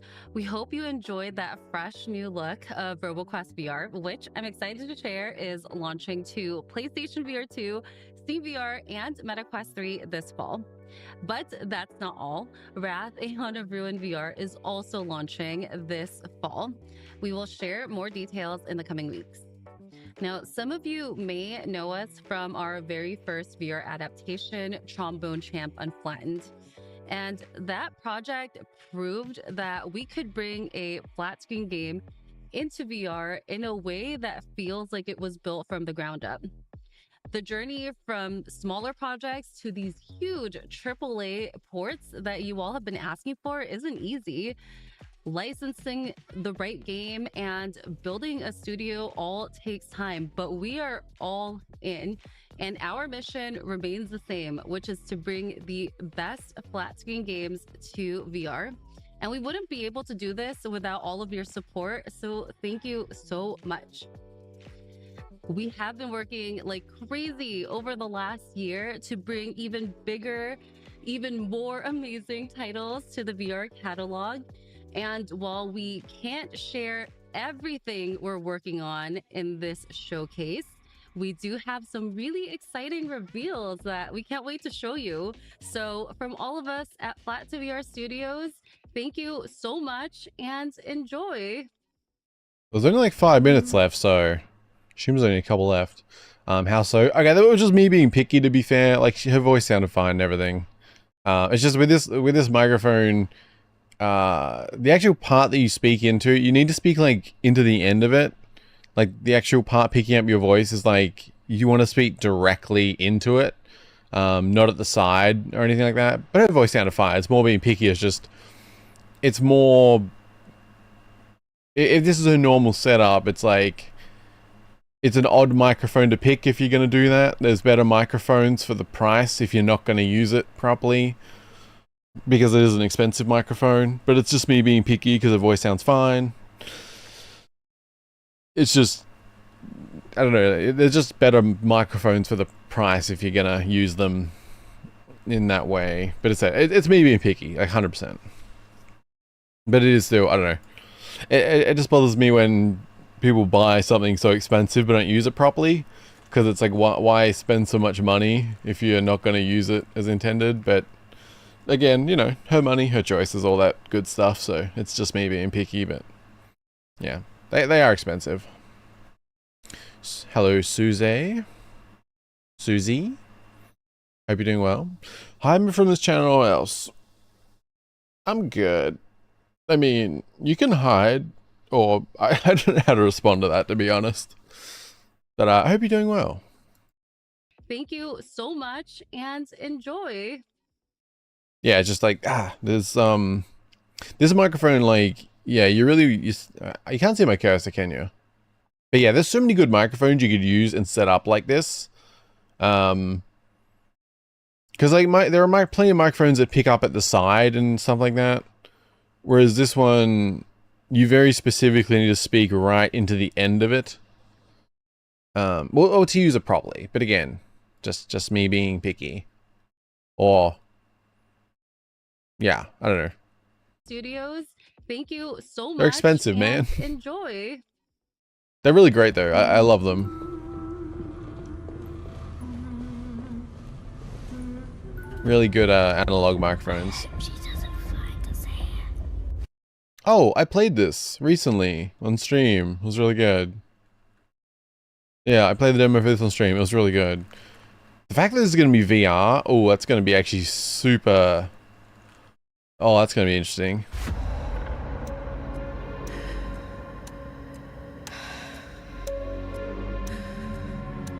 You are being stalked, good sir. Ah.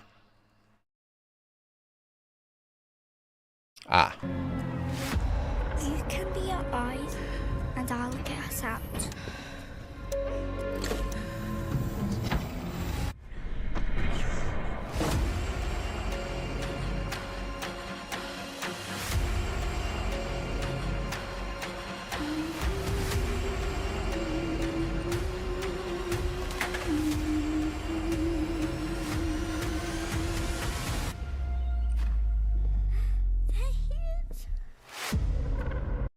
Yeah, this is a super dark game. Like you're like a 10-year-old something less. You're like a little girl who's blind, and you start off in a room that has like, there's like chains on the walls and like a almost like prison style door or something. I don't know what you call it, but the door is like just bars. And there's like chains in the room and stuff. And yeah, she's blind and can only see through the eyes of her teddy. It's a really interesting dynamic because you got to carry the teddy around and sit it in places. And like while you're holding the teddy, you're kind of moving in first person, but at chest height. So it feels kind of weird. But you can like hold the teddy up and down a little bit. And then there's places where you got to sit the teddy down. And then you have to walk around like... You still keep seeing through the teddy's eyes while you're controlling her away from the teddy. It's a really interesting dynamic, and the demo was actually really good. What the hell? Yeah, it's pretty messed up. Like, it seems like it's a real dark thing. Not sure on the exact story or what's happening, but yeah, it's a pretty dark start. And she's like, she says some things that are so like sad, like things like I haven't seen in a long time, and just things like that. And she like only has her teddy that she holds, and it's like super sad, but honestly a really good, like the demo was really good. Yeah, because I think the demo's still available for this. I'm not sure. Not the VR version. Let me check. Yeah, if anyone wants to check it out, the regular demo is still available. Link in chat. It was a really good demo. I played it in one of the recent horror streams we did.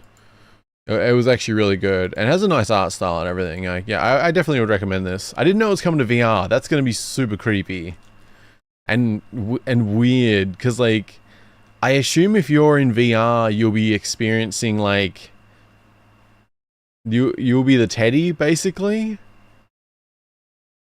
Yeah, it's going to be interesting. Huh. That's cool. That's a cool one to see. Dark, but the demo is good. Yeah, it was definitely dark. Like you start the game as this little girl who's blind and she's got chains in her room. That alone was like, oh, this is not a good situation. Yeah. I think I'll play the full version on stream. Initiated. 10, 9, 8, 7, 6, 5, 4, 3, 2. I think this is Surviving Mars. Yeah. Looks a little No Man's Sky-ish.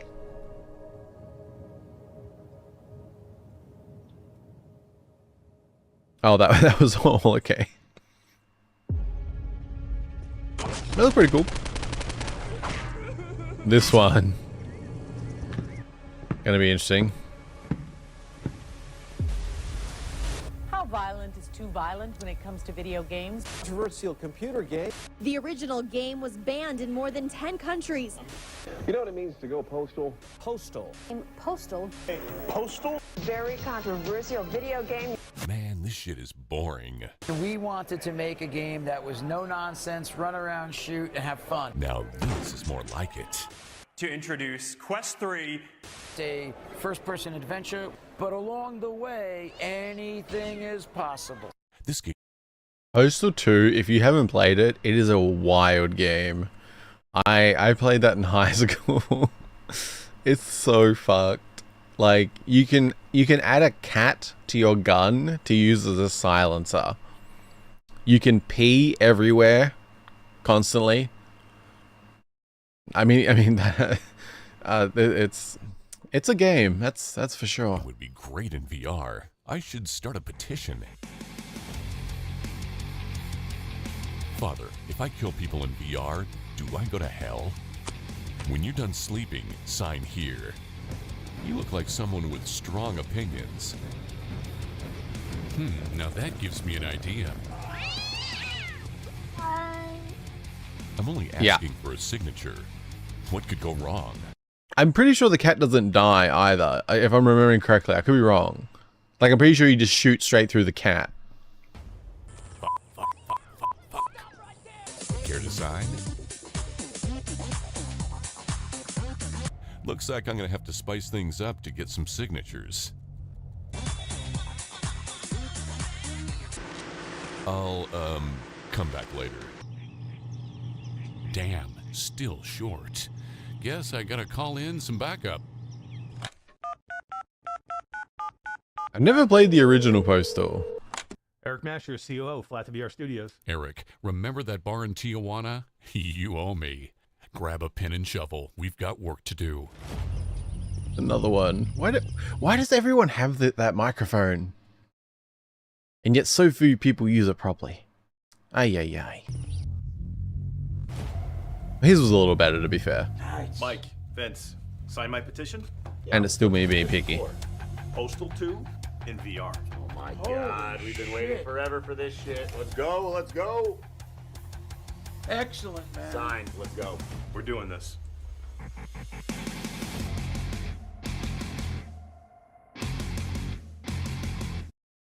Man, Postal 2, that's... Yeah. I played it many times in high school. It was a common, like... I don't know, it was a pretty common game for, like... I knew a lot of people who played it. I never played it properly. It was just like a screw around kind of sandbox game, but yeah, it's a game that's hard to forget. People getting like blown up and cat silencers and peeing on people and wow, it's hard to forget that alone. Yes, we really did just reveal Postal 2 VR to close out the show. And I can't quite believe that on a number of levels. Yeah, getting to pee on people in VR. Moving on. Combined with the PSVR 2 version of Shadowgate, the brand new announcement of Surviving Mars Pioneer, RoboQuest VR, and the reveal of the VR version of Out of Sight, Flat to VR is cooking. I feel like honestly the That, as they say, is that VR version of Out of Sight. Yeah, I feel like that's like Postal VR, that's a funny, crazy thing. But Out of Sight VR, I think that's gonna be a really unique something like special for as far as VR goes, for sure. Flat to VR is cooking. And that, as they say, is that. As a thank They really made Postal 2 the last one. That's a questionable choice. Okay, we still have one more showcase to watch. It's not a long one. It's the Annapurna one, which I completely missed that it existed. Yeah, Out of Sight and Postal definitely the standouts there. I mean, Postal 2, like, it's just funny that it's a VR game. Out of Sight, I think it'll be really good. It was a really good demo. I really need to cut it into a video because it's really cool. No idea what the situation is, but it seemed pretty messed up. And it's got a really good art style. It's like semi-realistic, but not really. I forget how I described it. Like a very realistic 3D animation type of thing. I don't know. It's hard to... I don't know quite how to word it, but it had a really good art style. It fit the game really well. And it's very... Yeah, I don't know. I think it's going to be a really good VR game. Surviving Mars didn't seem much there, but... what it did show kind of just looked like No Man's Sky type of stuff. Launch sequence initiated. Where are we at? I don't know, a lot of these menus and the resource collecting.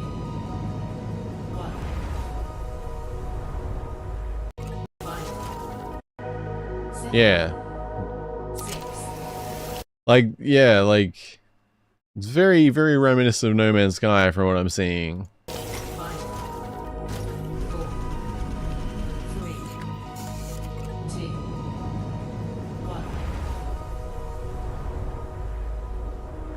Which it still looks cool, but it does remind me, I feel like I just saw things from No Man's Sky, which I always forget that No Man's Sky has a VR option. I should definitely try that sometime. I imagine that's quite fun. Especially just getting to like fly around, like seated VR, that'd be cool. Anything else to like jump back on? I don't know, there was some cool stuff here. Nothing like too crazy. Not bad though. Slender VR looked like good if you like Slender. Like that looked pretty solid. Gorn 2 I'm sure will be fun for a lot of people. Yeah, those were some cool ones.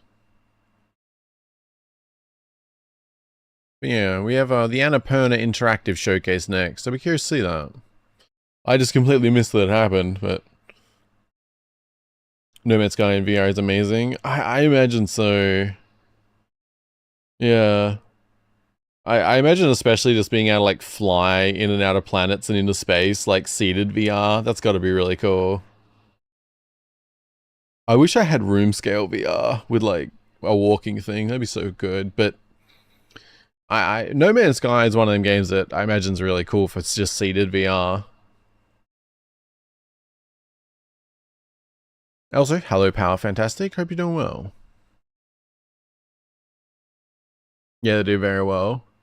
Yeah, I wonder like, have you played No Man's Sky? Like, how have you done, how have you played it? Or have you just seen it, like... Because I'm curious about how the seated experience is overall. Because I imagine it's really good for, like, when you're in the ship. But can you do seated VR with No Man's Sky comfortably when you're out of the ship? Kind of wondered about that. Played in PSVR 2. Oh, okay. How is the PSVR 2? Seems like a lot more games are going for it now. Like it seems like a solid platform. You can sit down if you want. Yeah, I don't have a lot of space for VR.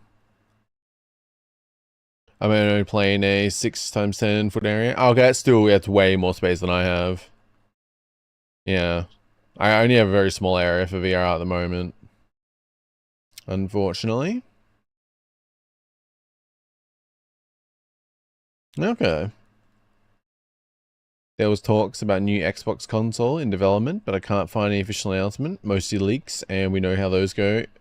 Yeah, I mean, to be fair, the Switch leaks, now that we've seen more and more, the Switch leaks seem to be oddly accurate. Like, there was... some of the... Yeah. The problem with leaks, though, is that, you know, you will get that, but there's a lot that aren't quite on point. Yeah, it depends who leaks, like...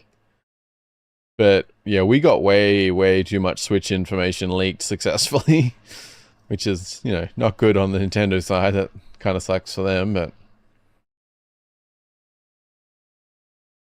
yeah. Also, hello SBC, good to see you. Hope you're doing well. You don't have to move a lot. You can move with the controller. Oh yeah. Okay. Yeah, I wonder like if you could kind of do a combo of VR and mouse and keyboard with No Man's Sky. Like if I sat at my desk at my computer and like yeah. I wonder what that'd be like playing keyboard mouse with VR headset. I've never actually played a game like that. I assume you can do some sort of combination. It'd be interesting.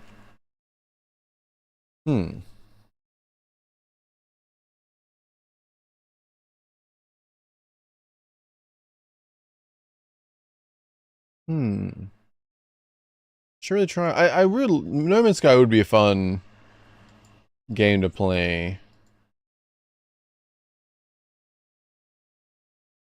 I did originally want to play it on stream at one point, but I never got around to it. Would be fun.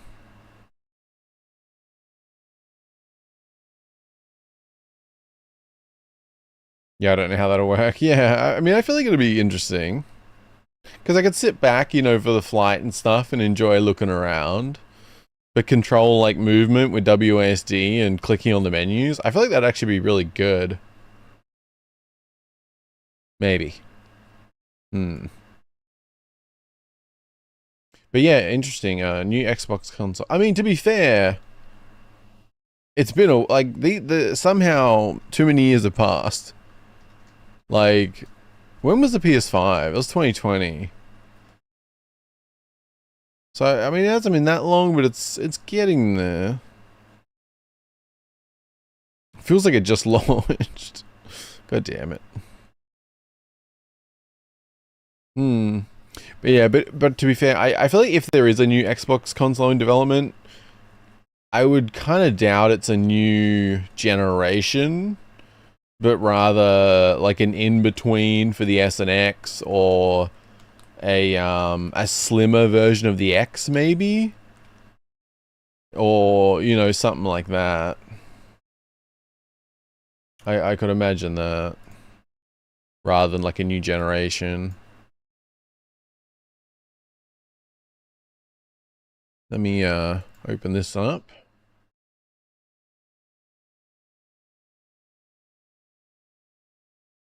Yeah, this was actually 2 weeks ago, but I had no idea that it even happened. Annapurna Interactive Showcase 2025, which they are the publisher for Outer Wilds and Stray, for example. They've published quite a few games, but yeah, those are like the most known ones that I was familiar with. So, could be some interesting stuff. Does it start straight away or have a countdown? No, so, okay, so it's like a 23-minute showcase. Straight into it. Yeah, I don't know. Might be some interesting stuff. Yeah. We will see. Have you played many PS VR2 games, Power Fantastic? Yeah, I've never tried the PS VR2. I have the I have a HTC Vive Pro 2. I also have the original HTC Vive, which is really nice because it has OLED screens. So like the blacks are really black. So with something like space and stuff, I imagine it'd be really nice in some games. But obviously, being the original Vive, it's you know, the resolution is nowhere near the newer ones. I still have, because the only reason I upgraded was because I was able to get the headset a lot cheaper. It was, yeah, I think, is that what it is? Yeah, it's the HTC Vive Pro 2. And it was going to be, like, pretty expensive. And I was like, nah, it's not worth it. But that was because all of the bundles at actual stores were the headset, the 2 controllers, and the tracking. But if you contacted HTC directly, you could buy just the headset from them. And while the tracking apparently isn't as good, I still use my original HTC Vive tracking and the controllers it came with the HTC Vive Pro 2. Like, they're fully compatible with each other. The tracking works fine from my experience. And it was like $600 less, I think, to just buy the headset. So suddenly, yeah, it became a lot more affordable when I upgraded. This was quite a few years ago now. Still, I wouldn't do it now, but yeah, you could just buy the headset from them directly, and they would ship it directly from them. And yeah, so I figured, like, why am I upgrading controller and tracking when I have these things still? They apparently work. They're fine, and from my experience, they have been fine. But yeah, so I'm still using OG tracking and controllers, but saved $600, and they seem to work fine. I'm sure the tracking is better in the newer one, but yeah, it made it made the price difference enough that I could justify getting the upgrade. And I do really like the Vive Pro 2, but yeah, just limited on space. It does seem like the Quest and stuff is really good. Like, I probably, if I was getting one now and I had choices, I probably wouldn't pick this, but yeah, it's still been good. Skyward Sword flashback. Banging head and arms against mic and table. Yeah. There is that. It is especially awkward, like where I'm sitting right now, I have a desk in front of me, but there's also a desk to my right. And between the two desks, they're not like directly connected because the desk I am sitting at now is drawers on either side, but there's only enough room to open the drawers. Then it continues on the other desk that goes along.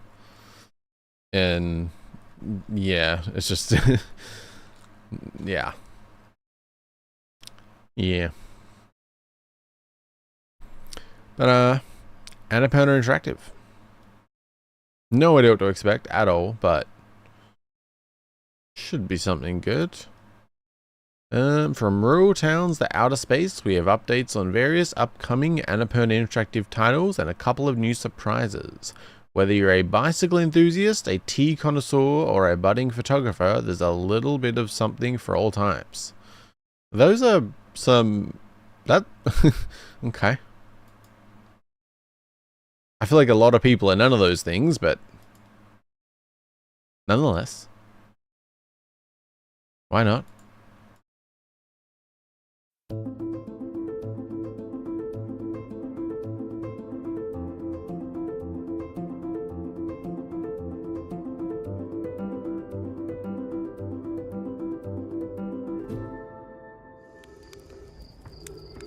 Oh hey, it's you. There's news from Annapurna. News? We know they have games coming in 2025, but like, what's the deal? Don't be dramatic, they're literally going to share updates right now. They gathered developers from all over the world to a place called Los Angeles. Ugh. Are we talking trailers, spotlights? What are we dealing with here? I think we have to stick around to find out. Alright, let's stick around.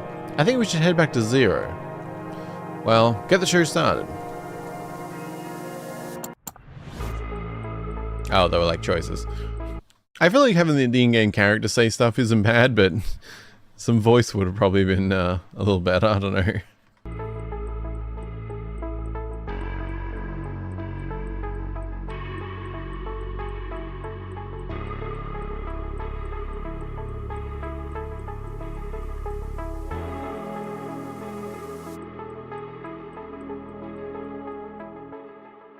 Oh, by the way, I don't know what we're doing after, but I do have one more video after this I want to watch, which is a Pokemon Gen 3 glitches and mistakes.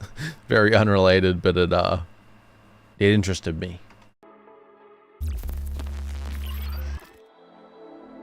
I love riding bikes, and I love switching out parts on my bike to make that experience feel different.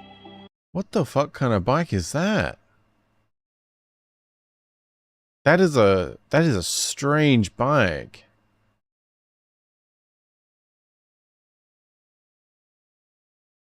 It's like, what? It's kind of a BMX frame, but it's got disc brakes, which is uncommon. The handlebars are like way up, and obviously there's a basket. It's like an old school bike that's had disc brakes and stuff added. That's wild.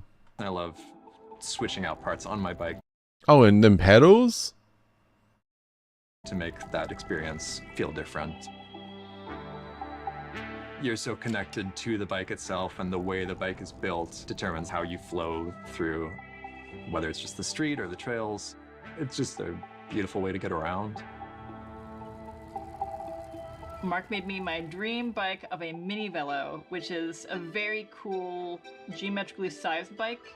It's kind of squat, long. It is a utility bike. I can Yeah, super unique. It's actually really cool. go shopping and throw groceries in there. I biked to my yoga studio. I mean, we're Venice parents now, right? We met at the Indiecade booth. I believe it was E3. We had a lot of mutual friends, and we kind of kept meeting.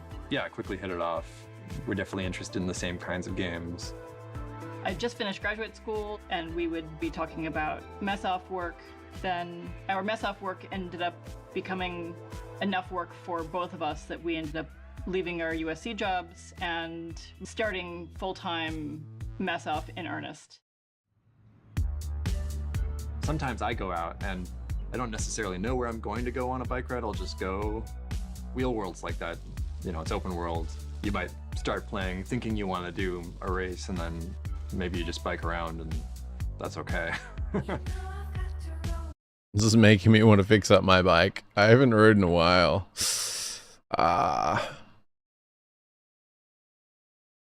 Damn.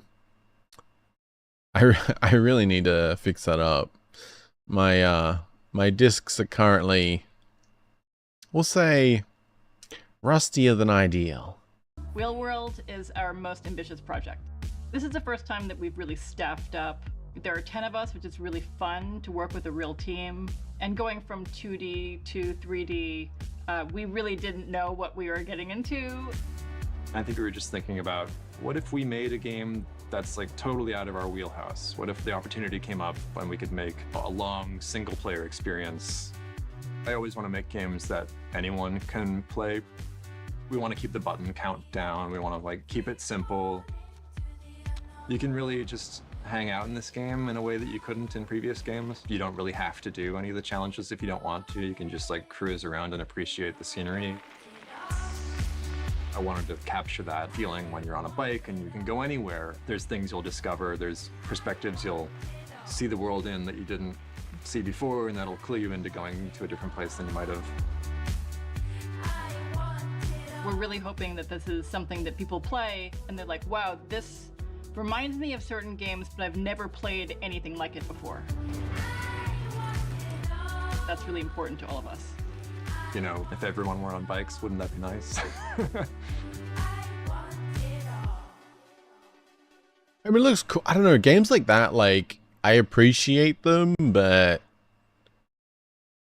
I don't know, like, cruising around and stuff, like, I don't know, I find it hard to hold my attention too long. Like, with just kind of cruising around mindlessly and enjoying that, I much prefer a game like Grand Theft Auto, like cruising around on a bike or car. Just I don't know, I find that, but even though I do kind of like the graphic style, I feel like it doesn't hold my attention as much with cruising around. Like I feel like I do it once and then I don't know.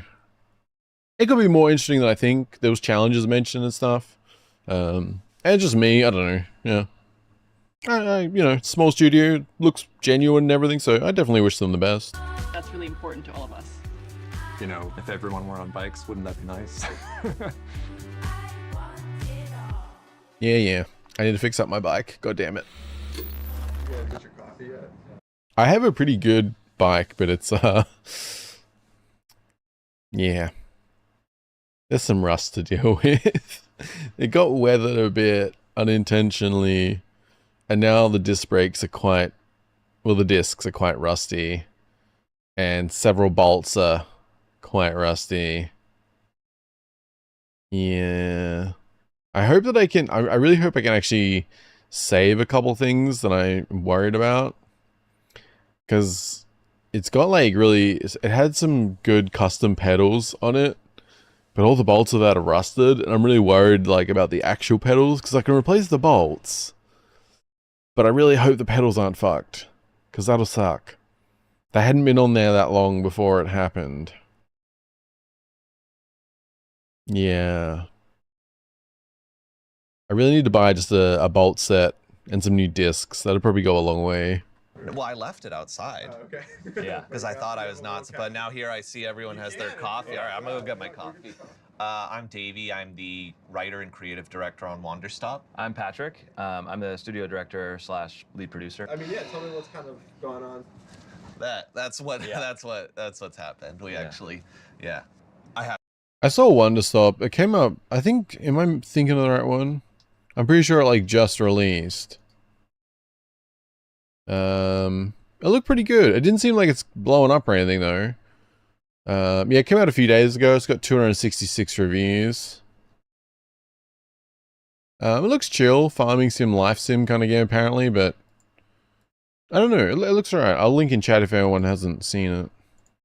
I have a history of releasing games without really saying very much about them and trying to shroud them in mystery as much as possible. Our team has really coaxed me out of my shell a little bit and convinced me to begin like actually saying things directly about what the game is. And Wanderstop is a narrative-centric, cozy game about people going through changes that they don't necessarily want to be going through, and just seeing how they react. Wanderstop comes out March 11th, 2025, and we really can't wait to see what y'all think of it.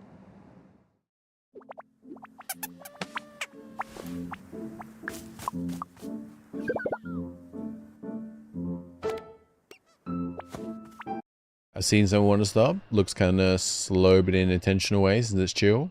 Yeah, I think we saw a trailer actually in a previous showcase, or maybe we just watched the trailer or something. I forget, but I thought it looked pretty good, but it didn't really like hook me in necessarily. I don't know.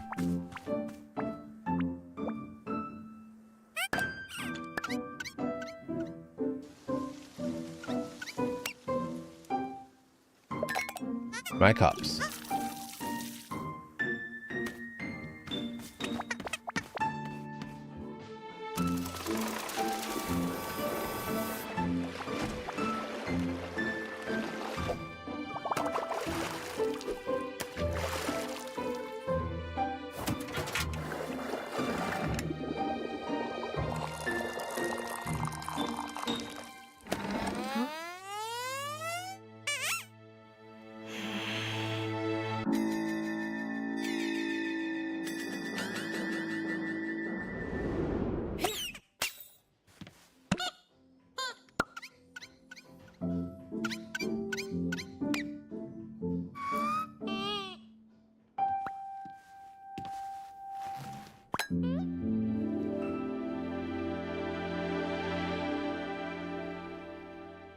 Yeah, it's been out a few days now, and I don't know. Has got very positive reviews, 266 at the moment, which is decent, not amazing My though. interest in games went all the way back to my first computer. Uncle worked in computer networking, and he gave us our first computer. He built it himself, and my siblings and I were messing around with it, and we found a folder called Games in it. Pretty much from that point on, I just really loved just playing video games. My name is Brendan Chung, and I'm the creative director at Blendo Games. Kind of back in the day, they used to release the tools that they used to make the game with the game. It was just like a big hobby of mine, and I made a ton of mods, maps, and art for games like Quake and Half-Life. Doing that led to working at a game studio. So in 2010, the studio I was working at got shut down, and I decided to start Blendo Games at that point. They're trying to fly us to their base. If they get there, they'll steal the cargo and hold us for ransom. Wait, I think that's my line. Oh, that's your line. Never mind. We wanted to work together for a really long time. We'd had the sense that we have kind of the same sensibility when it comes to story and comedy, and that we knew we could make something together that would be really cool. My name is Laura Mache, and I'm handling the narrative stuff on Skin Deep. Skin Deep started in 2018. I'd say this is the largest project we've taken on. When I first started writing for games, one of the most exciting things about that was working with artists and getting to see people add a visual element to the stories that I was telling. Having friends and a community is something that is really important for any creative project. You need other people to make things work. Share screen. I love our team. We are all in different parts of the world. Thanks for joining this group call. Just from day one, they just understood the vibe of the game. It's very light and very goofy, but it treats this light and goofy stuff very sincerely and very earnestly. We have Suzanne and Tynan. I think they are... Maybe I'm just impatient, but I feel like you could just show the game. Like, I have no idea what this game is right now. World-class designers. We're working with Sanjay and Eric. Throw anything at them and they'll just knock it out of the park immediately. We're working with Priscilla on the music. And then after that, you go back to the hub. This is where you get their email messages. I can't wait to read the cat emails. Brendan and Laura are two of the absolute funniest game developers working right now. I think the game manages to be weird and ridiculous, both in how you play as well as who you meet and what you see. It's like Die Hard, but with more comedy. So you've decided to be an insurance commando. Pirates are You play a character named Nina Pasadena, who used to be one of the best assassins in the galaxy. Now she works as a lowly insurance commando. And then when pirates attack, Nina tries to drive them away and save the crew. And the next vignette is the penthouse. We're using the Doom 3 engine, which was a game that was released back in 2004. The engine kind of gives us a very distinctive look, kind of utilitarian sci-fi. It's a timeless look. I think there's something really nice about using old tech that is solid and just looks wonderful. I'm glad we all got to get together and play through the game a bit. All right. Bye, y'all. Good morning, Nina.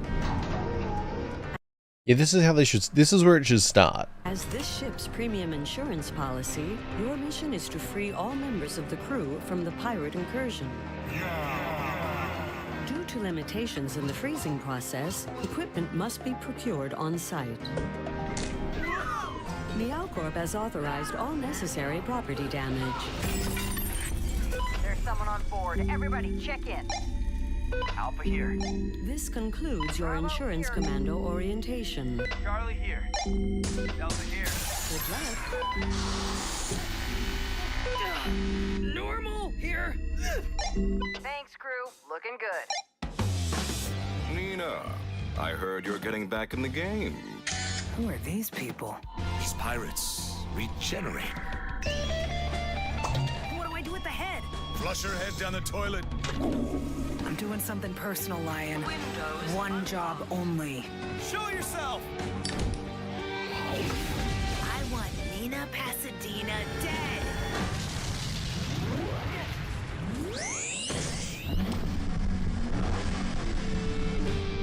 Is everyone ready to fight?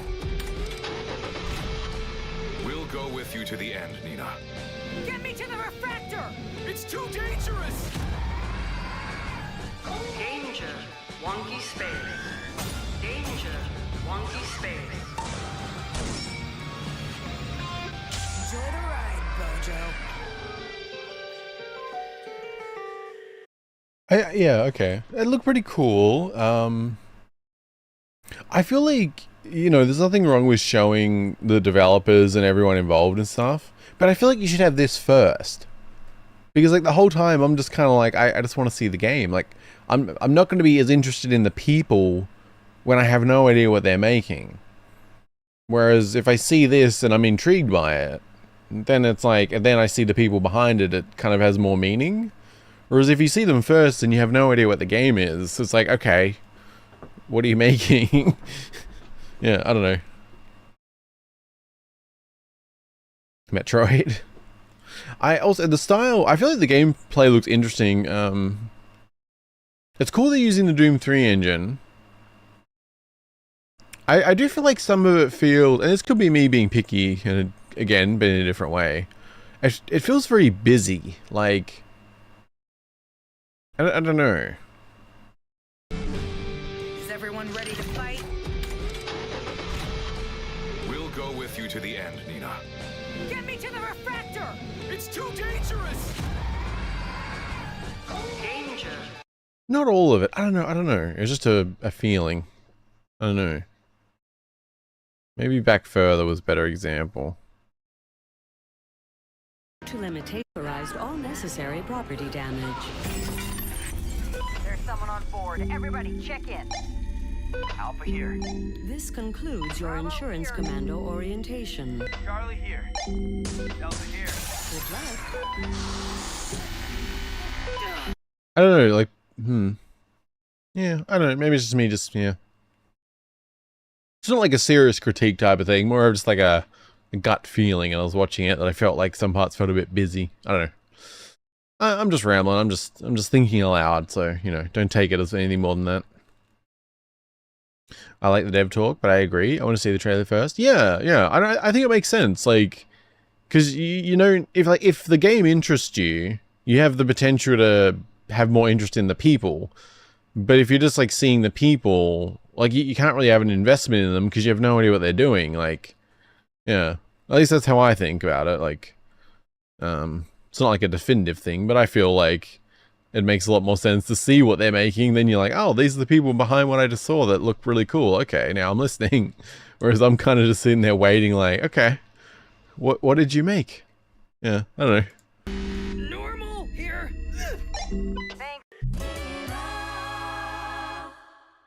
I did say demo available. Is that, let's see if it is. Because I don't know if it was part of, NEFFEX or something. Looks like it may have been, but it is still available, and it comes out May 1st, it says. Link in chat if anyone wants it.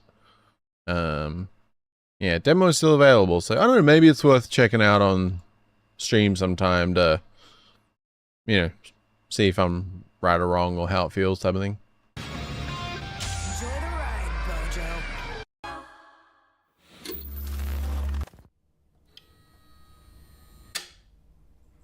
God damn, I need to pee.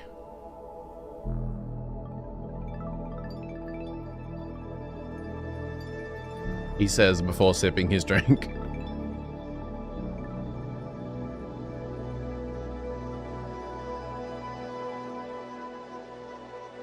We released Cocoon in 2023.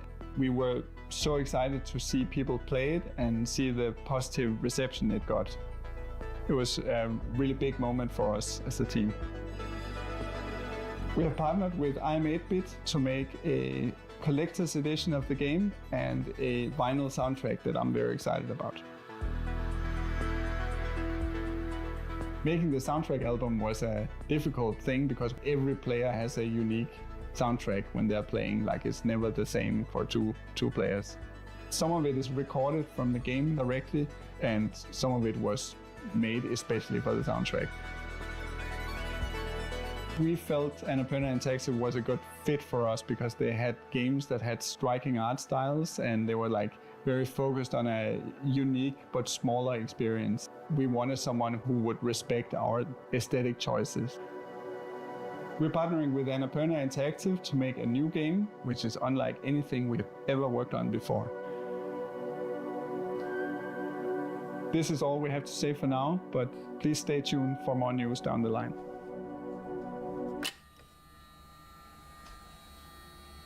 Okay. My name is Matt Newell. I'm from So wait, did we get no gameplay on that one? Perth in West Australia. I am the sole creator of Lushfall Photography Sim. It's been a long time in the works. I'm very excited to put it out. It should be released early 2025.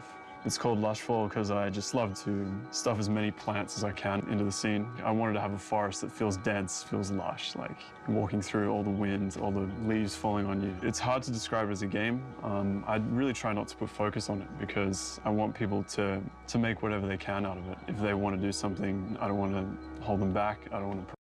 Well, I mean, the name has photography sim in it. That seems pretty specific. Provide any guidance. I just want them to do what they want to do. There are objectives in the game for that kind of player. If they're attentive to details and have a good eye for angles and perspectives, I think they will find this particularly rewarding. I mean, I think this type of thing, there's definitely a niche for it. It is a very niche game, I think, like, but yeah, this type of game would be really cool. Like, if it's really high fidelity, being able to pull that into like VR and do the photography kind of thing, I think that would be really cool.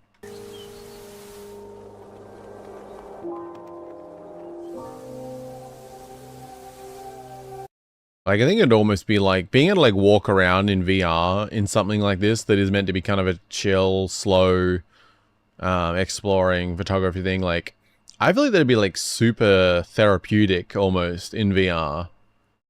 Like, being able to just like sit in the forest or like, I don't know, just, I feel like there's a lot of potential there for that type of thing. Like in terms of being genuinely like therapeutic, meditative kind of thing.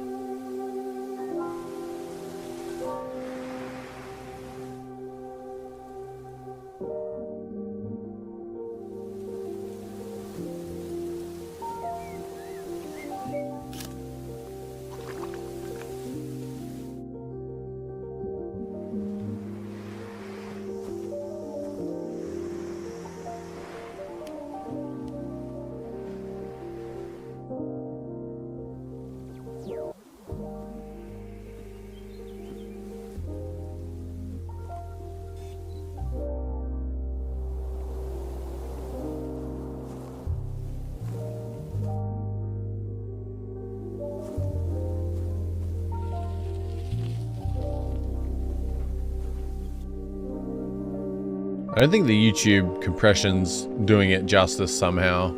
I imagine like you play the game in proper resolution and look a lot better. I mean, it still looks nice, but the recording plus YouTube compression, I feel like it's definitely hitting it a bit.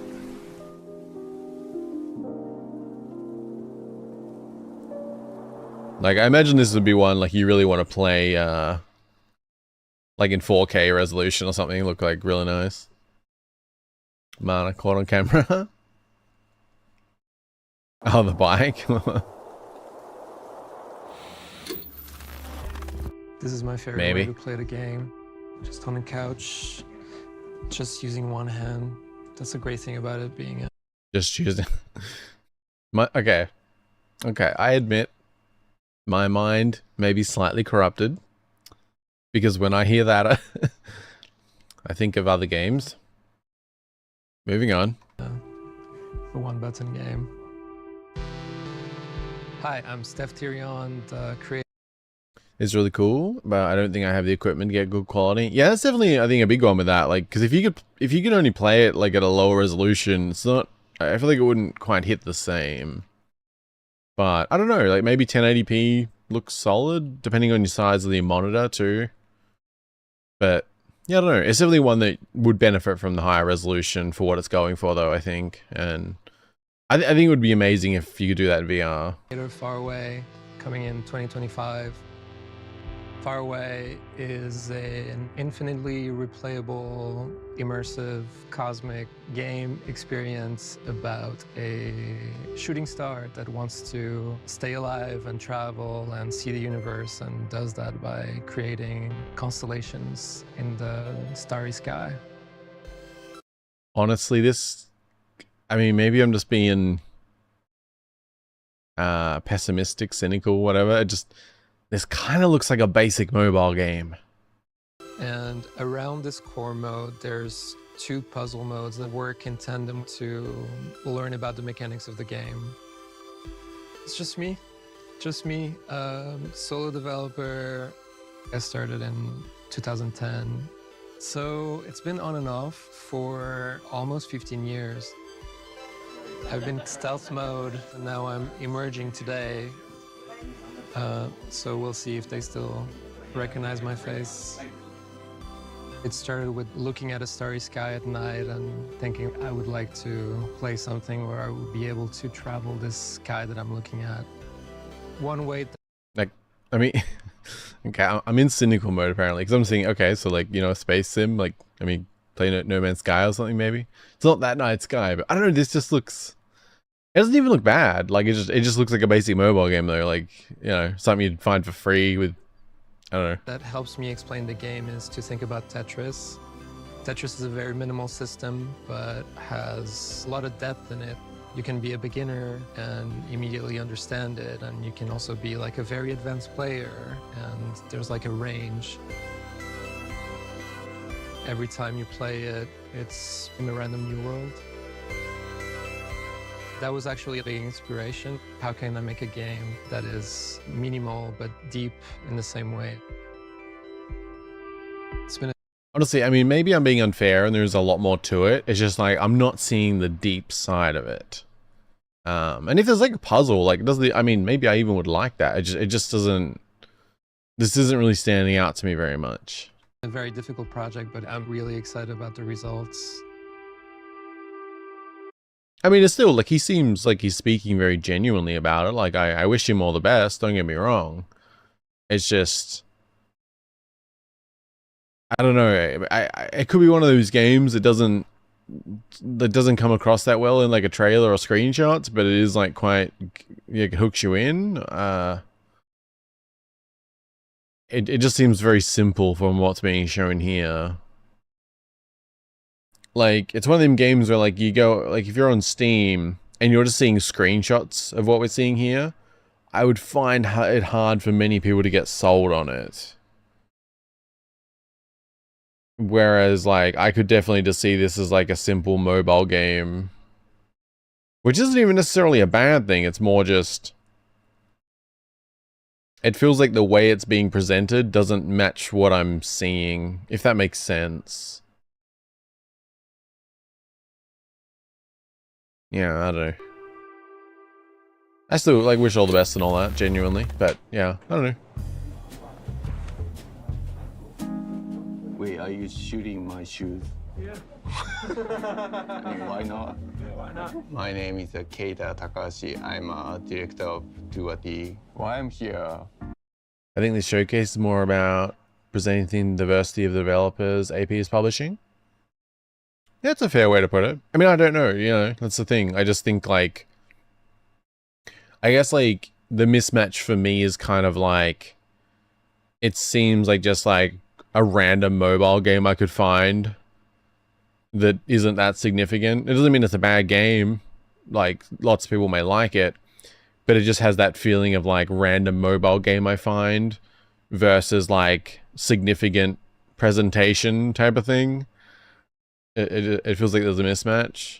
But I always, like, think, like, I could be way off and a lot of people will get into it. It's just, yeah, I don't know. But, yeah, it's a fair point. If that's what they're going for, then, yeah, that's absolutely a fair point. Because they tell me I need to be here. The game is about the teenager and boy. It's not boy, sorry. The teenager and dog. The dog is fun, cute.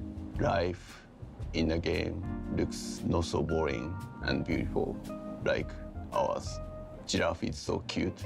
You can talk with giraffe in the game, so please play if you like.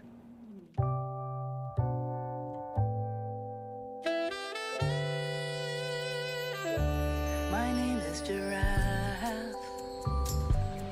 I went to a school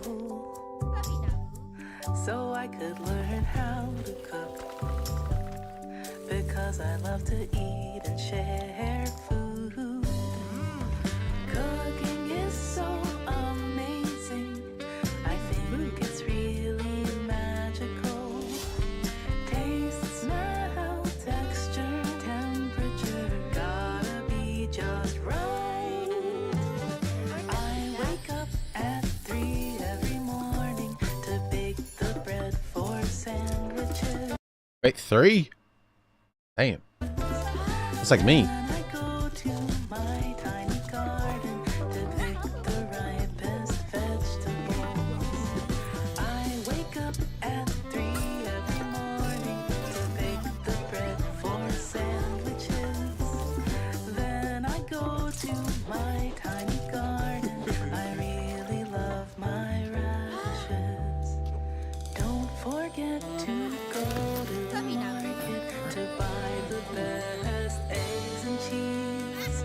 Oh, and also we need some spices, mustard, ham, and mayonnaise. When I get home, I cook. Oh, it's so tasty. Let's not be hasty. This is amazing. I'm asleep by 7, dreaming of new recipes. Can't wait to see what tomorrow brings. How okay. I don't know what to even say on this one. That was the song. Okay. There was mustard and ham mentioned. There was bread. There was eggs. I do like those things. And this person somehow has my sleep schedule of like 7 to 3. Alright. Well, the giraffe, I think. I don't know. I don't know. It was confusing. The song was... I feel like I was more distracted by the song than what was happening. I guess it's life sim and kind of weird, chill. And sorry, I missed you. Yeah, it just seems the game's secondary to the overall presentation. Yeah, I mean, I definitely think like if they're trying to branch out in their publishing, it's not like everything they publish has to be like a big AAA thing or like, you know, some massive game. Like if they wanted to kind of branch out and just find, you know, developers are ultimately passionate about their game and they see some potential in it. Yeah, no, for sure. I mean, I don't know what they're going for. But if that is the type of thing they're going for, then yeah, no, for sure. That's an absolutely fair point to say about the last game. Yeah, 100%.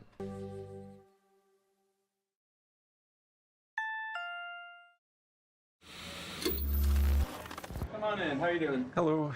You can just sit right in the center of that couch there. Okie doke. Hi, I'm Toby. I'm the designer of a new game called Morsels that's coming out in 2025. So I've been working on it for about 4 years now. I was living downtown Toronto and I was really fascinated with concrete and sort of crumbling textures of the city.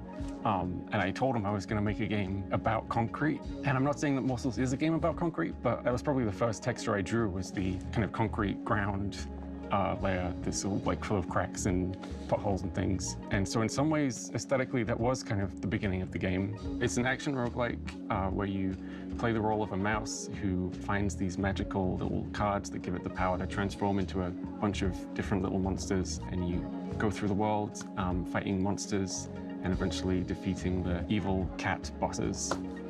And that's Morsels. Okay. I'm up for that.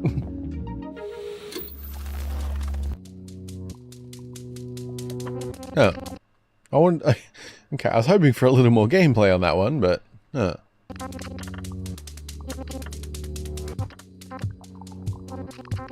Oh, now we're back to the reading part. I didn't realize, I thought it was another game. Okay, I appreciate the updates, but keep it coming. This was just a tease for what's around the corner. There's a lot more coming. And I don't know. We wait until the next showcase. Just watch the last trailer.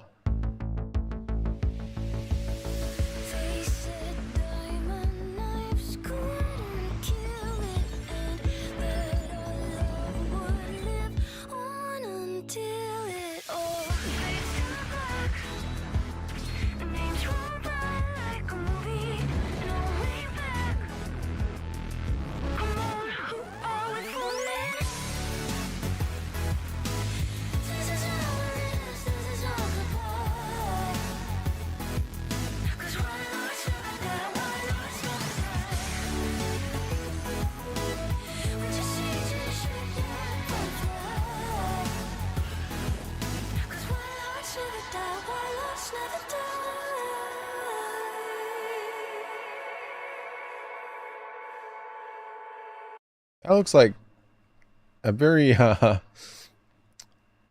I think there's only one way to put it. Like, kind of game you play while high. Yeah. That's pretty much my take. In a good way.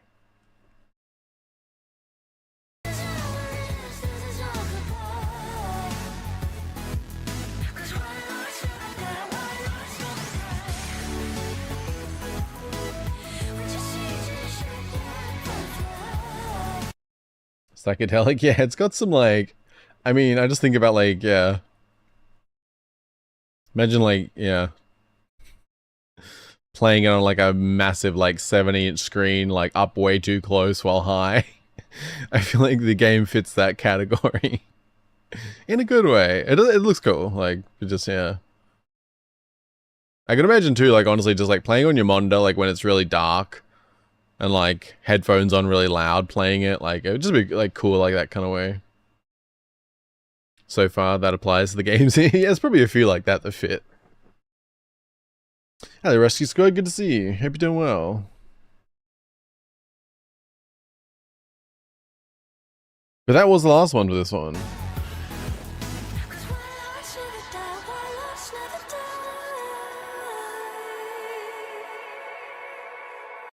But yeah, there's the whole more to come part, like it was saying in that text too, so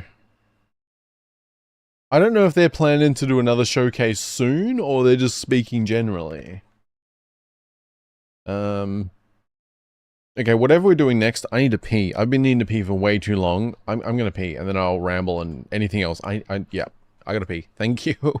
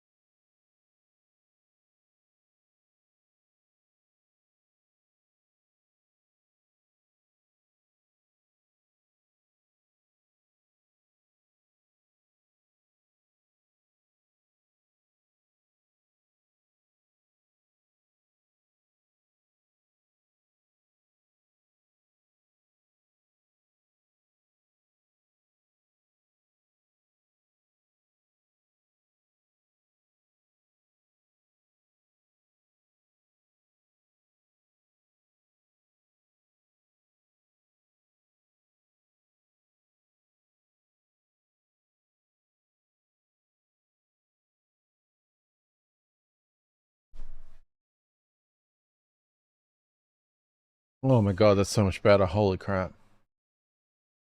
Boy, I need to pee for way too long.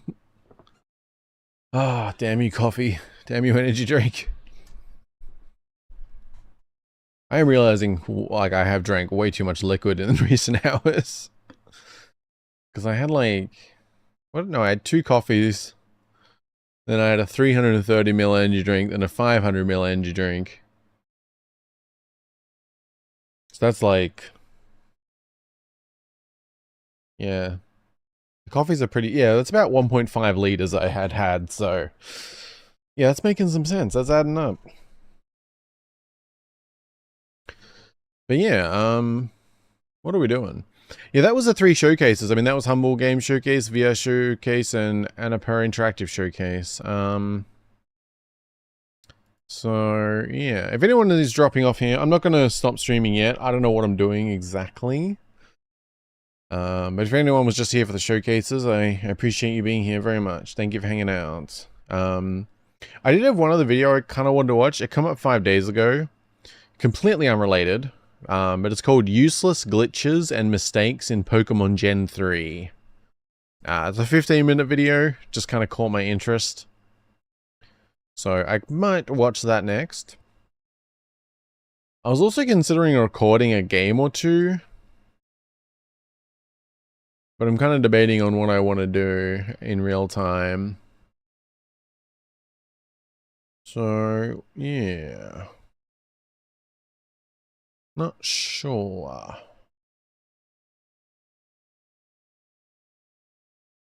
Oh, we might watch that one next. Sorry, I'm also just like scrolling through the video night playlist. There's still a whole bunch of random stuff on here. Like the playlist currently has 58 videos, so there's a few things. A few need to be deleted that we've watched, but there's at least 50 we haven't.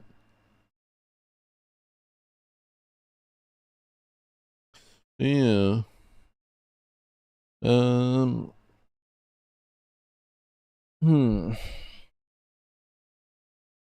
know. Because yeah, there's a few games I want to record, which I could do live. I don't know, we might just check out this Pokemon video and then we'll go from there. We might do at least one game, which I'm probably going to do like a Let's Play style recording.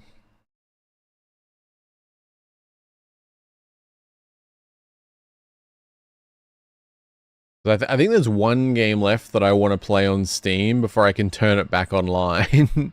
Because I still haven't, my Steam is still offline. Because I've been trying to get through the games where the demos were removed. And as soon as I turn my Steam online, they'll get disabled.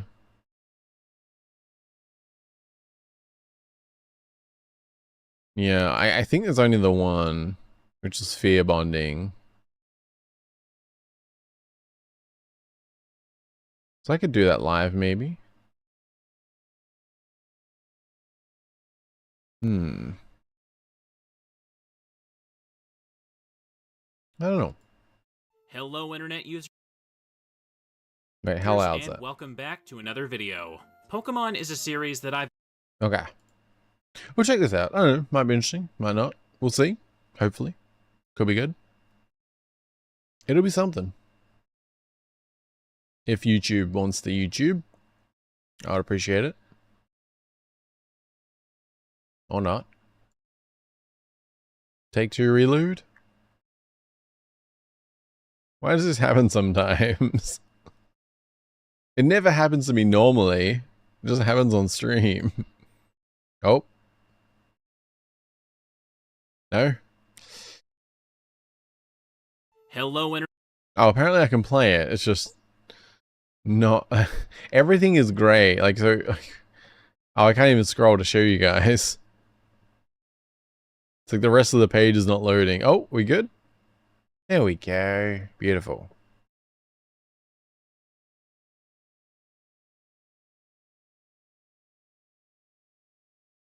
Yeah, this is Useless Glitches and Mistakes in Pokemon Gen 3 by Pika Spray Yellow. Yeah, they've done other ones, but this one came out recently and yeah, I don't know, I just thought it'd be an interesting watch maybe. I do love Gen 3. That is where I have most of my hours, in Ruby there specifically. Played a lot of Emerald later, but Ruby was my game. That was... Yeah. That was it, because I had my friend's Game Boy Color for a long time, I've talked about before, but getting the original Silver Game Boy Advance, that was my first actual handheld that I owned myself. And I got it with Ruby, and I played so many hours, so... Yeah. Useless glitches and mistakes in Pokemon Gen 3, just, yeah. We'll see, we'll see. Hello, internet users, and welcome back to another video. Pokemon is a series that I've been playing for most of my life, so as you might expect, I've become aware of several glitches and mistakes across all of its different games and generations. If you're even a little bit familiar with this channel, then you know that I like to showcase how some of these oversights can cause some absolutely game-breaking situations. However, as much as I like talking about these, most of the time I only get to focus on the larger, sometimes more complicated glitches. It's actually interesting to do because, like, I don't remember exactly where I landed, but I still have the memory of my Ruby save having over 700 hours, but I never really ran into any, like, bugs or glitches that I remember. Something that I really want the chance to discuss more of is the long list of smaller and lesser known problems. These are the glitches that can hardly be used to benefit the player, and aren't capable of destroying the save file. These are all nothing but odd pieces of trivia that are often forgotten about and hardly even noticed by the average player. I've previously made an entire video on this topic for Gen 1, but for today's video, I wanted to discuss another generation that also has several glitches all over the place. In no particular order, here's my list of broken things you can find in Pokemon Generation 3. Number 1, the Pokemon with the wrong name. To start off, let's talk about a mistake that perfectly summarizes the things that inspired me to make this video. In Pokemon Ruby and Sapphire, if you go to Moss Deep City, there is a house located to the left of the Pokemon Center. Inside are a couple of NPCs and a Skitty. If you talk to the Skitty, the game incorrectly lists the Pokemon's name as Delcatty, which is actually its evolved form. This mistake is right out in the open, but you'd be forgiven for never noticing this. Moss Deep City is Yeah, definitely never noticed that. one of the last few towns you'll get to visit in the game. And by this point, most players would have realized that none of the overworld Pokemon really do anything when you interact with them. If you're like me, you probably never even bothered to talk to this cat in the first place. There is one thing that's pretty interesting about this, though. Apparently, this mistake is present in the original Japanese release, with this Skitty displaying Delcatty's Japanese name. So when the game was being translated to English, they actually got the correct name, but also didn't realize the overworld sprite didn't match the Pokemon. It wasn't until the later release of Pokemon Emerald that this issue was finally noticed, and the Skitty's text was corrected for both the English and Japanese releases.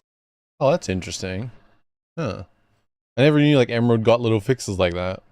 However, in the case of other translations, I'm not sure how many of them made the same mistake. So if you're watching this video and happen to own a copy of Ruby or Sapphire in other languages, feel free to tell us down in the comments what the Skitty's text says. Number 2, the extra statues in Dewford Gym. Moving along, we have another mistake that can only be found in Ruby and Sapphire. If the player enters the Dewford City Gym, they can find these statues at the entrance. Like every other gym in the game, these will display the gym's name, and the player's name if they've defeated the gym leader here. What's unique about Dewford, though, is that if you go a little I didn't know that it displayed the trainer's name if you defeat them. I've never, like, I always click them, I think, when I go in, but never again. Huh. bit up and to the right, you can find that there are 2 specific wall tiles you can interact with. When doing so, the game will display the gym statue text, also including the details of your victory if you have the badge. While this may look incredibly random, I think there's a pretty reasonable explanation for how this happened. Notice that the 2 interactable wall tiles are spaced apart, by the same distance as the real statues. I personally think it's likely that at one point during development, these 2 spots were the original locations of the statues. Then for whatever reason, the devs decided to change the layout of the building. In this new version of the map, they could have just simply forgotten to remove the old event tiles that prompt the text, leaving them just barely accessible at the edges of these walls. That's so random and easy to miss. Like, I know it's interesting because it would require you to randomly click on wall tiles to find. In Pokemon Emerald version, this glitch was fixed since the layout of the gym was changed to something entirely different. Oh, wow. That's another thing, like, because I played Ruby for so long, but, like, of my hundreds of hours, only a small part at the beginning was kind of with the gym, so even though I played a lot of Emerald later, I never realized they changed gym layouts. None of the walls here can be interacted with anymore. That's actually, yeah, the Emerald layout actually looks way better. Like, it's a lot more complicated, there's more trainers. Yeah, I had no idea. Changed to something entirely different. None of the walls here can be interacted with anymore. Number 3, the broken tiles in Sutopolis City. In Ruby and Sapphire, there is a very simple glitch that can be found in the upper right part of the map. To the left of this staircase, there is a single wall tile that isn't solid and can be walked into. There isn't much else to really say about this. It's very obvious that this isn't supposed to be able to happen. You can also easily walk in and out of it, so you can't get stuck here either. By now, it also shouldn't surprise you to find out that Emerald version fixed the issue and made the wall behave like normal. It's actually giving me some like more respect for Emerald, like that they actually did go around and fix these little things. However, something you might not know is that Emerald managed to break a completely different wall tile in this city. Inside of Sutopolis Gym, when you use the ladder to go into the basement, it's actually possible to move one tile north of the ladder and step into the wall. This glitch spot is a bit more difficult to find by accident, since you can only move onto it when coming from upstairs. Ordinarily, the gym's puzzle makes it so that you'd only use this ladder to climb back up after falling through the holes. Because of the one-way ice slides here, there's no real reason to ever use the ladder to come down. But just like the tile in Ruby and Sapphire, you can't get stuck here, and you can easily just walk back into the ladder to escape. You might be wondering why this specific wall is only messed up in Emerald, and there's actually a funny possible reason for this. As you can see, the sprite for the ladder only occupies a single tile, but in Ruby and Sapphire, they used a different sprite for the bottom floor. This ladder is 2 tiles tall, and only the bottom half can be walked into. Oh, that's super random. So this is Emerald, which you would kind of think, like, that's the upgrade. But I feel like that ladder kind of looks better, like it actually looks taller, like it's going to the ceiling. Whereas this one's, like, really short. I wonder what, like, spurred that change. The tiles on the right side are different too, and the snow texture was updated. I never realized how many little changes they made in Emerald. So like this video is useless glitch and mistakes in Pokemon Gen 3, but it's making me notice all these little changes I just never realized happened. I feel like Emerald, like on the right side and left, those like areas, I feel like they look better. I don't know. The snow, I think the snow could go either way. But I think on the right side there, those little areas, I don't know what they're going for. Because on here, this looks more like a smooth tile. Whereas in Ruby, it actually looks more like connected to the rocky areas. This looks just like a smooth tile.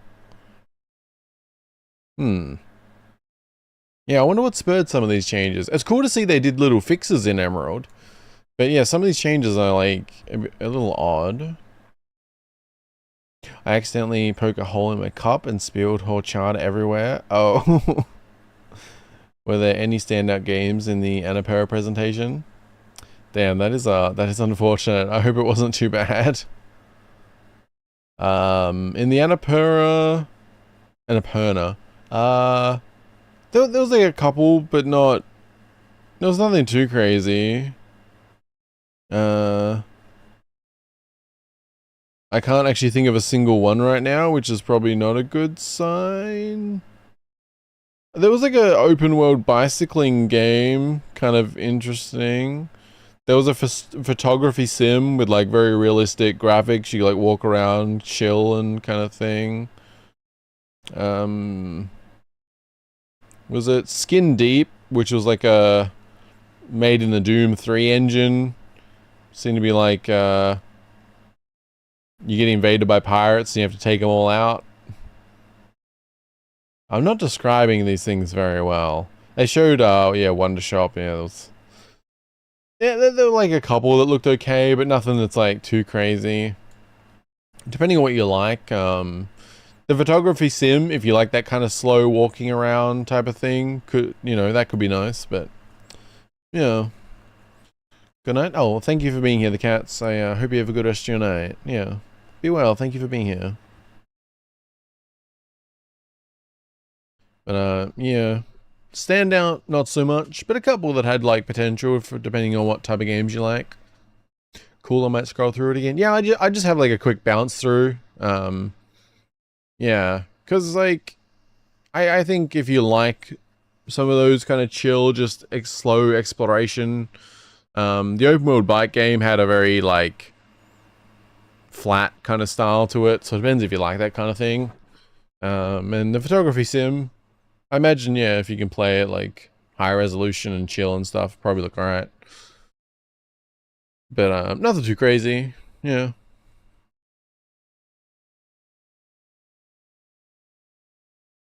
This ladder is 2 tiles tall, and only the bottom half can be walked into. If you attempt to walk up from this spot, you'll hit the wall as expected. It would seem that when they changed the ladder in Emerald, removing the top half of the old ladder sprite made this spot unintentionally passable. I obviously can't say for certain, but it seems overwhelmingly likely to me that the change to the ladders had something to do with this. Number 4, Chansey's overlooked text.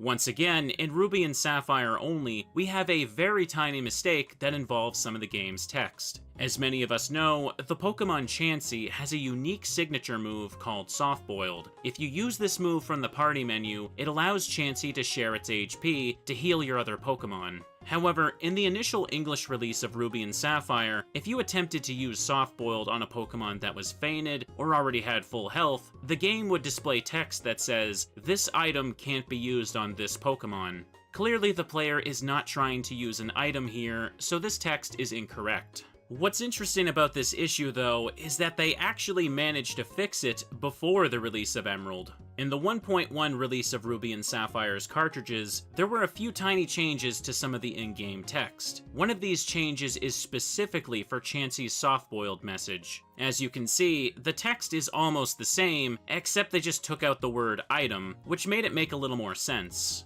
Chansey is a Pokemon that literally cannot even be captured in Ruby and Sapphire. The player cannot own one in this game unless they trade it from Fire Red and Leaf Green, which are games that released over a year later. Unless you were using cheats, this mistake was not even viewable in casual play when Gen 3 first released. That's really interesting. Honestly, this is just giving me appreciation for the fact that they actually are taking care and fixing these little things, like especially how many changes seem to be in Emerald that I had no idea about. Number 5, Mawile's wrong Pokedex entry. While we're on the subject of text mistakes, there is a very infamous one in Gen 3 involving Mawile. In the 1.0 release of Pokemon Ruby, you can see that Mawile's name is spelled incorrectly here with an H in the middle. Just like the Chansey text, this issue was corrected in the 1.1 revision. If you're wondering, Pokemon Sapphire uses a completely different entry for Mawile, so that's why this typo can only exist in early copies of Ruby. Given how Mawile's name is pronounced, you can see why someone could type it that way and other people would fail to spot the mistake. In fact, I wonder how many of you even noticed that I intentionally misspelled Mawile this way when I showed the title card for the segment. Either way, this appears to have been the only instance in the entire generation where the Pokedex makes a mistake like this. And Ruby, like, they look so good. Like, I don't know. Like, how long ago these came out on the tiny screen? I mean, it was big enough, but you know, like, this small screen, and yet you blow it up here to, like, full screen, and still, it looks great. Like, they really did such a good job with the sprite work and the UI and stuff, I feel like, when it comes to Ruby and Sapphire. Number 6, the Pokemart worker in Oldale. This next glitch is surprisingly the only one on this list that was never fixed in Pokemon Emerald. At the start of the game, the very second town that the player reaches is Oldale. Standing near its entrance is a lone Pokemart employee. If you talk to them, the worker will escort the player to the town shop and then provide you with a free potion. However, with this particular NPC, there is a funny little oversight. If you were to ignore the employee at the beginning of the game and later return with a full inventory, then it becomes impossible for them to give you the free potion. When you speak to them again, they'll state their normal text as if they had given you the potion. However, the next time you reset the map, they will return to the southern part of town, ready to initiate the same cutscene. This will happen every time until the game knows you've actually received the item. However, after you're denied the item in front of the shop, there is technically a way to reset the map without also resetting the NPC's position. After being told your bag is full, move over to the town's northern exit and take a single step past the lighter grass. Doing this will update your location to Route 103. However, despite this, you've still not taken enough steps away from the Pokemart employee for the game to properly refresh their position. If you turn around and try speaking to them again, they'll talk as if they're in their other position. This will cause the game to load the cutscene where they escort you to the mart. But as you can obviously see, by walking their path from a different starting spot, they'll instead lead the player into the trees behind the building. Damn, this is very hyper-specific. But that's interesting though, so they're not programmed to take you to a specific spot, they're programmed to walk a certain amount of tiles like north. These tiles are normally impassable, but cutscenes like this temporarily give the player the ability to walk through walls. Luckily though, this glitch only takes you one tile into the tree, so you're able to simply walk down and be free again. One step further, and the player would have been completely stuck in the trees unless they had a Pokemon that knows Fly or Teleport. This glitch is completely harmless, and as you can see, the only thing it does is temporarily get the Pokemart NPC stuck somewhere they shouldn't be. Which brings us to the next entry on this list. Number 7, trainers walking through walls. In Ruby and Sapphire only, there are 3 trainers in the game that are able to notice you in their line of sight when they really shouldn't be able to. Our first example is the gentleman on Route 121. If you pick up the item you see here and stand on the spot it occupied, you'll notice that the gentleman can still see you when he looks down. This will cause him to approach you, ignoring the fence tile between the both of you. He will battle you like normal and remain on this spot until you reset the map. The Ambitious. same thing happens with the other trainers that are affected by this glitch. The next NPC that can do something similar is the Aroma Lady on Route 118. If you stand over here and let her look to the left, she'll be able to spot you and walk past the ledge tile as if it weren't there. The last and most entertaining trainer that can do this is the tuber on board the abandoned ship. When entering the ship, you can stand along the left side of this wall here. On the other map, you can see the tuber running around. When he reaches a certain point, he'll be able to technically see you, and then walk into the black void that separates the two maps. For whatever reason, all 3 of these trainers were given a longer line of sight, and it wasn't noticed that this causes them to essentially walk through walls if they spot you from certain positions. It's weird though, like saying longer line of sight, but is that how they work? Like, do they have line of sight that, like, do they have 4 lines of sight each? Is that how trainers are programmed? Because they can't go through the fence, like that guy can't go through the fence anywhere other than down. So is that how the programming is? Like all trainers have like a line of sight set for each direction? That's interesting. It also goes without saying by now, but Emerald completely fixed this issue, and the trainers can no longer do this in that game. Number 8. This is really just making me appreciate Emerald. I really didn't know how many little things they fixed. It's actually, like, and they're not like huge things to fix, obviously. It's just the fact that, I don't know, it shows some care, I guess. Steven's wrong dialogue. In Pokemon Emerald version only, after the player has entered the Hall of Fame, Steven can be found deep within Meteor Falls, waiting to be battled. When you speak to him, though, he will mention the time that the 2 of you battled together at the Moss Deep City Space Center. However, as you can obviously see here, he incorrectly calls it the Sutopolis Space Center. Whoever wrote the text here accidentally put the name of the wrong city, and it went completely unnoticed by the time the game released. There really isn't much else for me to say about this one. It's a very simple error that fits the theme of the video, so I wanted to include it.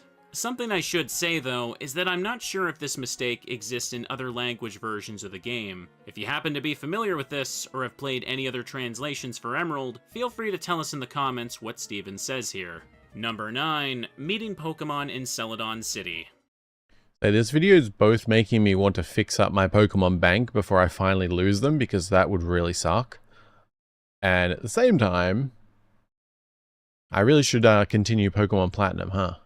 To end this video, we're gonna finally turn our attention to the other main series Pokemon games of Gen 3, Fire Red and Leaf Green. While these 2 games have a few useless glitches and mistakes themselves, they don't have very many worth talking about compared to what I've shown for Ruby, Sapphire, and Emerald. However, one very strange thing that I need to bring up today is a very strange glitch that occurs in Celadon City. To really showcase it, let me demonstrate the simplest way to perform it as soon as you arrive in the city for the first time. For the first step, we need to obtain a Pokemon in Celadon. The quickest way to do this would be to go to the roof of the apartment building and obtain the free Eevee in this room here. Checking the Eevee summary screen, take note of the text on the bottom that says, "Met in Celadon City." Next, walk over to the Celadon department store and enter the building. Once you're inside, check the Eevee summary once more. You'll notice that the text on the bottom has slightly changed. It now says that this Pokemon was first met at the department store. If you exit the building and check the summary again, the text will return to normal, properly saying it was met in the city. This is a very weird and temporary glitch that can only happen to a Pokemon that is first obtained in Celadon City. As far as I'm aware, there is no other Met location in the entire generation that does anything like this. That's really weird. I wonder how that's even... I can't even, like, on the programming side, I can't even imagine how that would happen. That's, like... Because I was thinking, like, maybe originally, the Eevee was, like, at the top of the department store? Oh, well...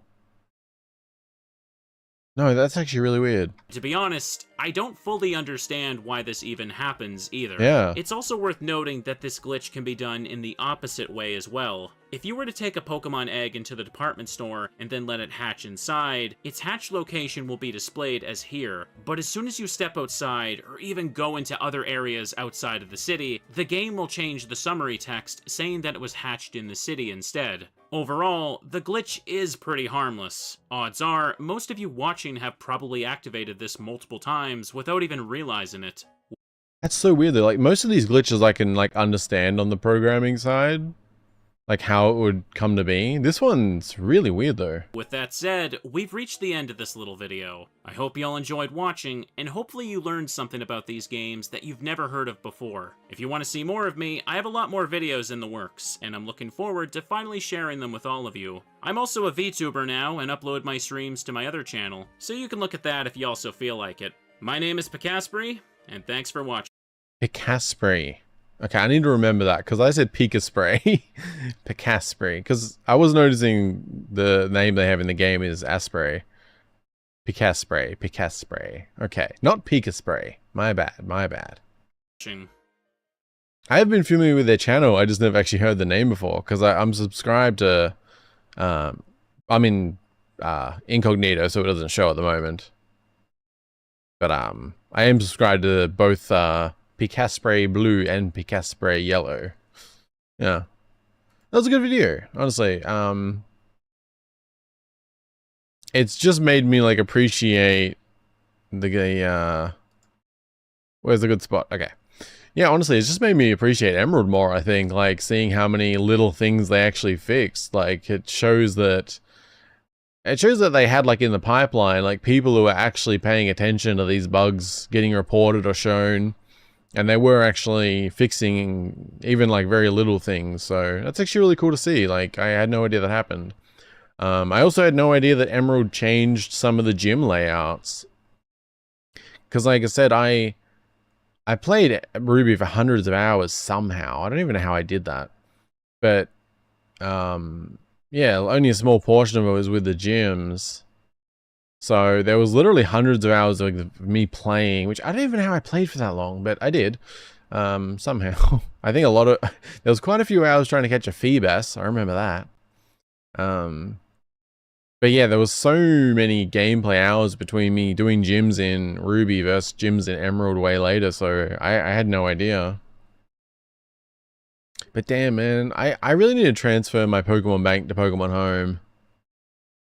I'm really worried about losing it. Like, I'm gonna forget to do it, and I'm gonna lose it. Because, like, you can't even download Pokemon Bank anymore.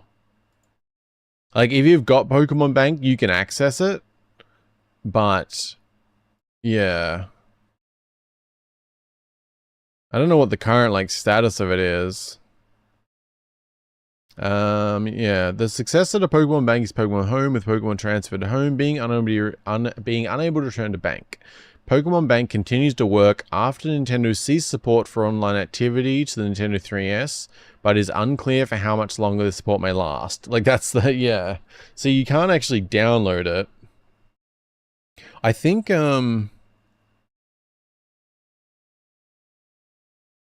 I think it says while the eShop does not allow new downloads, you can, so I think if you've downloaded it before, yeah, you can still download it. And if you have it, you can use it. But you can't newly download it. So I definitely need to send some. But I think I still have some in my, like, I don't know where all my Pokemon are. I need to find them. There's a fair few legendaries I have, but there's like some particular ones I care about trying to hold on to. Like, I have my original Blaziken from my original Ruby that's level 100. And that's just like a super nostalgic Pokemon for me. But I also have my friend's level 100 Altaria back when he played, like when I was playing Ruby and he had Sapphire. I have his Altaria and I think maybe something else. But his Altaria he really liked. Like, that was like the one he cared about the most. But when he stopped playing completely, he gave them to me. So I don't want to let them get lost. So if I can get them all the way to home, they're kind of like secured for the future, ideally. But yeah, there's definitely some transferring I need to do. I think most of my Pokemon I ended up moving to... I've got a bunch of legendaries on and some event Pokemon I think in Bank, but I think a lot of my Pokemon are in Ultra Sun? Maybe Sun? I transferred them to one of the later games because it was like the newest cartridge. So I felt more safe putting them on that newer cartridge. But I think I might still have some on my Pearl. I'm not sure. Yeah, I need to like dig back and check some of them, I think. Yeah. But yeah, I don't know, that was a cool watch. I quite enjoyed that. Just interesting, you know, little bugs, very useless ones, but yeah, it kind of did that thing of just, you know, random interest thing, but also showing me kind of the little bugs that Nintendo actually took the time to fix, and that Emerald had changes that I never realized. Because they said they changed some of the textures and things there too, which was interesting. Which some of them I don't think are even better, but like the ladder one, they probably wanted to make it clearer. The kind of sideways ladder thing, I think that was kind of adopted from the older games, if I'm remembering correctly. The ladders like that were similar in the original games, whereas like the front, the way they kind of made a front sprite rather than diagonal, it definitely made it like a cleaner look. But they made it shorter looking too, which is, yeah, that was just interesting. Odd little things, but interesting.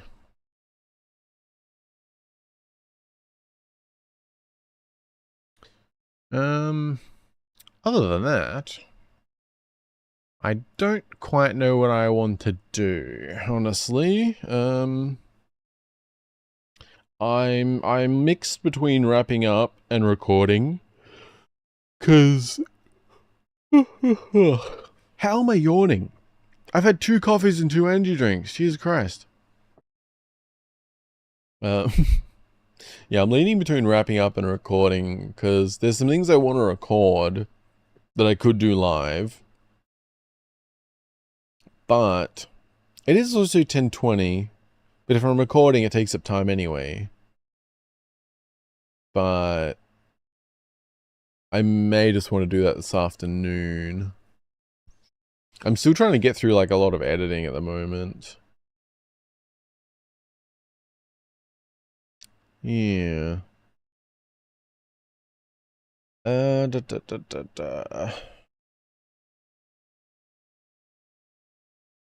Yeah. Kind of want to edit. I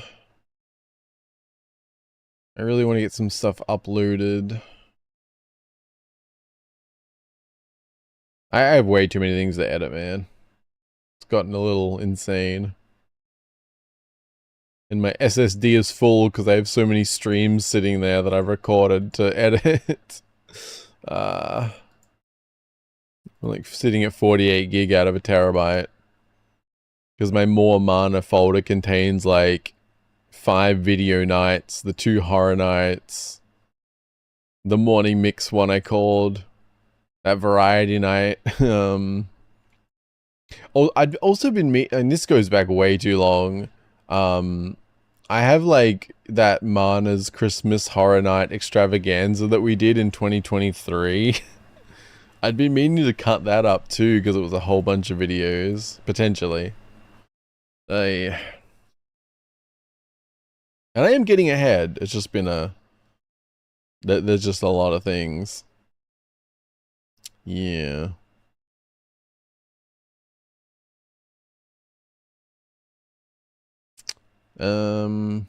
What do I actually want to do today? It's 10:20.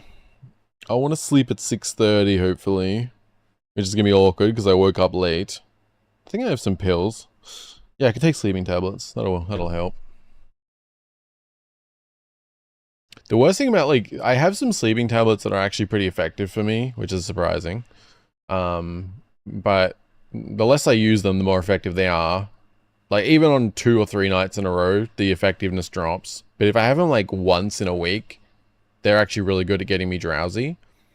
But they make it so much harder to wake up, man. Like, they're very, like, long. I think they last a fair while. And it makes it so much harder to, like, wake up. Like, you just kind of want to go back to sleep. Which is not ideal. But, you know, since I deal with insomnia sometimes, it's still a... You know, it's much better me sleeping too much than sleeping not enough. Because at least my brain will be, like, functional.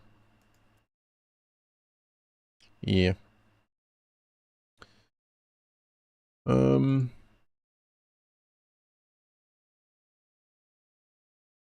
What am I doing? Rambling.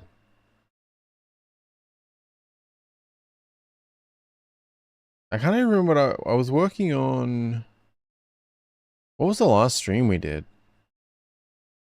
Was it Martin's morning mix? No. What the hell was it? I think I just called it Horror Night. Yeah, I need to start figuring out names for my streams. I've been mixed on what to name them. I went with Mana's morning mix the other day because it was like MMM, and it was a mix of like games and watching stuff. But then I went for like morning watch when we were just watching stuff, which is meant to be like a kind of a play on words, you know, like we're watching stuff, but it's also like, you know, like the morning watch, like as in like if you were on watch for something. I'm not sure how well that actually hits, but it's also kind of short, which helps. I don't know. I am in a constant state of figuring things out. But at least I've managed 5 streams in the last week, so I'm happy with that. That's good. I'm happy with that. Some have been shorter than I'd like, for sure. But I think it's at least a decent sign for my current sleep schedule. Hopefully.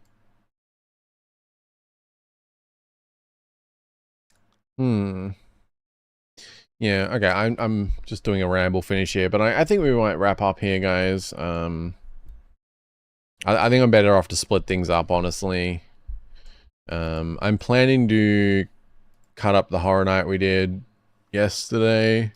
I mean, I'm in the middle of editing it. I want to start getting them up. I'm going to be posting some of them to the main channel. I have other horror videos I'm going to be posting to the second channel. If anyone here is not subscribed to my second channel, I would very much appreciate it. I don't often mention subscribe stuff. But I would very much appreciate it. I really do want to grow that channel. I'm going to try and have a stream of content that's got some value, hopefully. At the moment, there's just trailers scheduled that we've watched. But, yeah, I do want to get some horror videos coming up on that.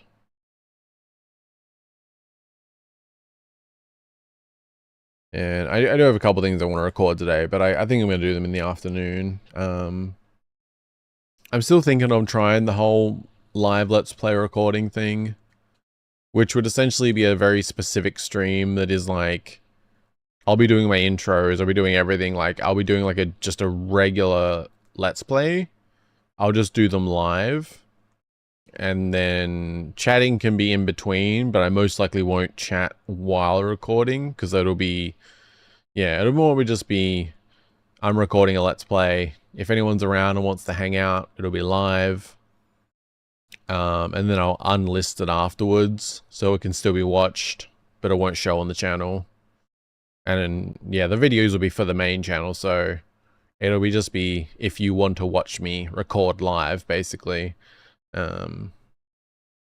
Which I don't know. Maybe I can try that later even. I'm not sure. I need to think on it.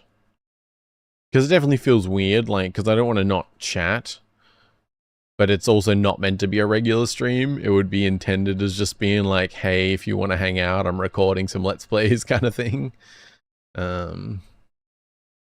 Yeah. Because I do need to record Fear Bonding today. There's also a few others from the game jams I'm hosting that I need to record. Oh, also, completely unrelated, I think we're going to do a stream for the Gothic 1 demo soon. I don't know if any of you guys have interest in that. Link in chat if you haven't seen it. Yeah, there is a Gothic 1 remake happening, and there is currently a demo / prologue available. So I was thinking we might do a stream of that. I'm not sure how much content it has, but considering the style of game, I assume there's probably a bit to get out of it. So if there's at least a few hours, we can make a stream out of it. And, you know, we can always do other stuff after or whatever, but yeah, I don't know, I thought it might be interesting. Yeah.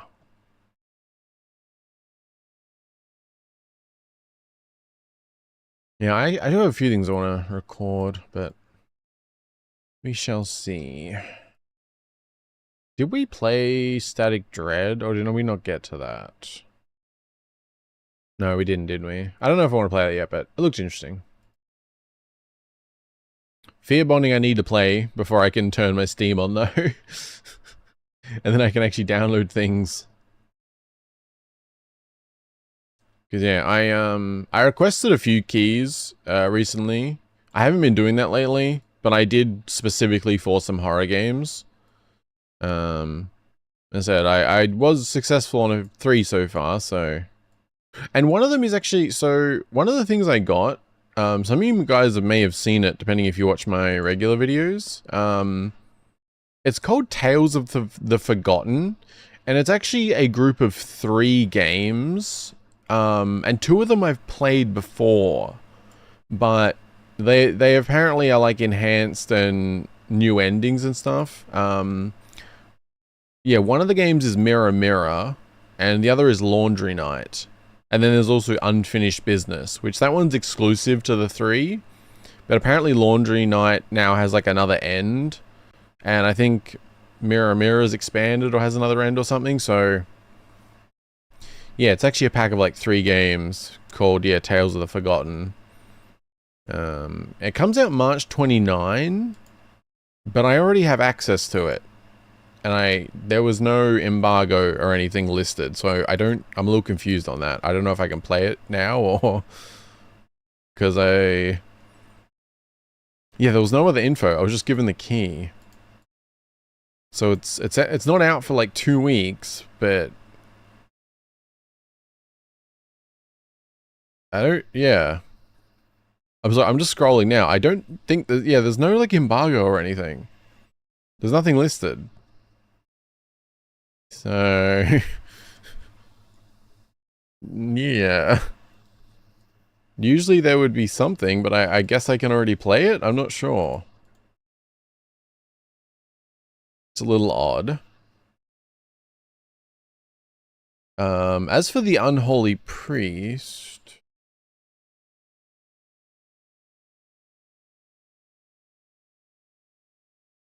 Yeah, the Unholy Priest also just says 2025 release. But I already have access to it. So I'm not sure. There's also there was no embargo or anything mentioned, so I don't know.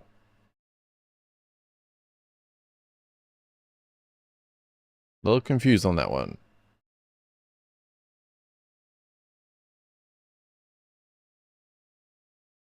Just double checking. Because you get like, it's through Keymailer. They can put like information, but neither of them say anything, so I guess I can play them? Weird. I mean, cool, yeah. So we might be playing those in the next, probably a week or so, maybe, somewhere in that realm.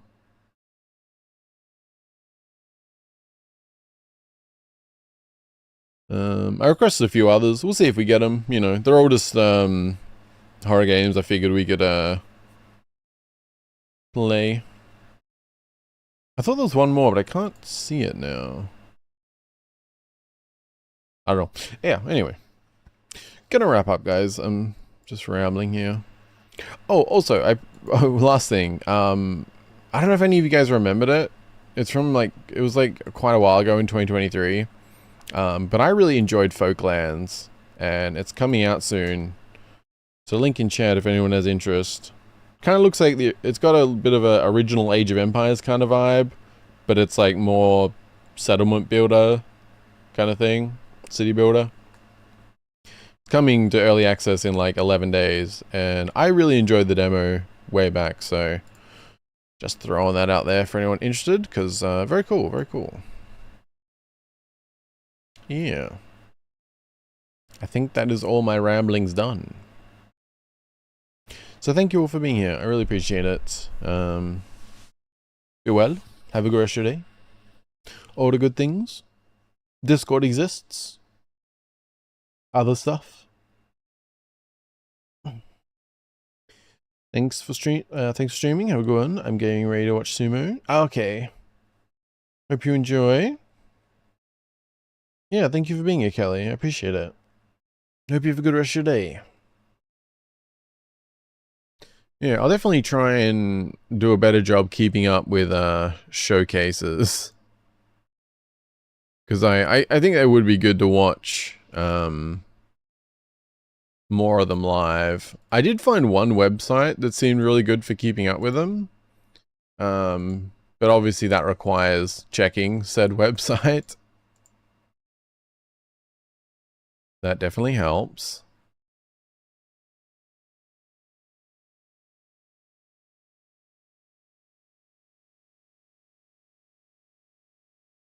What was the website I was looking at? Oh, yeah. If any of you guys don't have this, if you go there, then click Showcases a little bit down the page. It seems quite good for tracking them.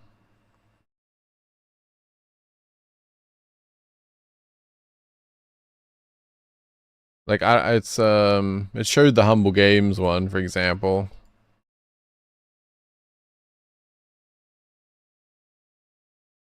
Yeah, it's got like a bunch of stuff, but it seems pretty good.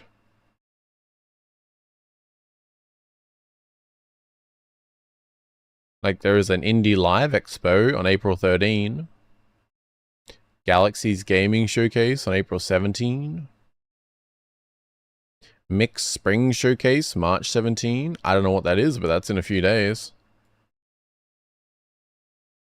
Could be something. Yeah, I need to get into my routine to check this so we can watch more stuff live, or at least when it works out time-wise. I'll definitely be streaming the Nintendo Direct in April 2nd. Because that starts at like midnight for me, so that'll be good. Ooh, I'll have to get up early.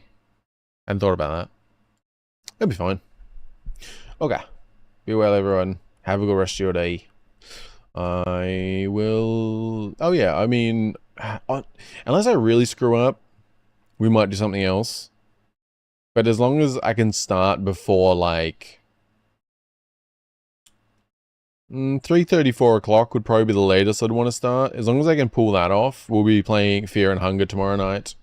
I'll try and give some more notice. I might schedule it and I'll make sure I get up one way or another. Because I really want to play Fear and Hunger, so... Yeah, that'll be the plan for tomorrow night. Worst case, if I somehow really screw up waking up, I will still stream just a little later, but I'm going to be planning for Fear and Hunger tomorrow night. I got it all sorted. I got the save mods set up so I can exit stream and return later. It allows saving anytime, but I won't be using that, obviously. I want to play it vanilla and enjoy it. But it does give us just, you know, so I can actually stop streaming when I want to and start again, so... Because, yeah, it is awkward without a save and continue, so...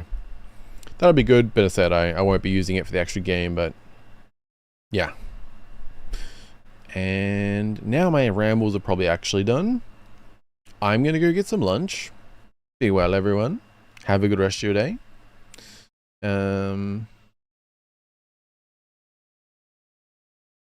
I don't know what else.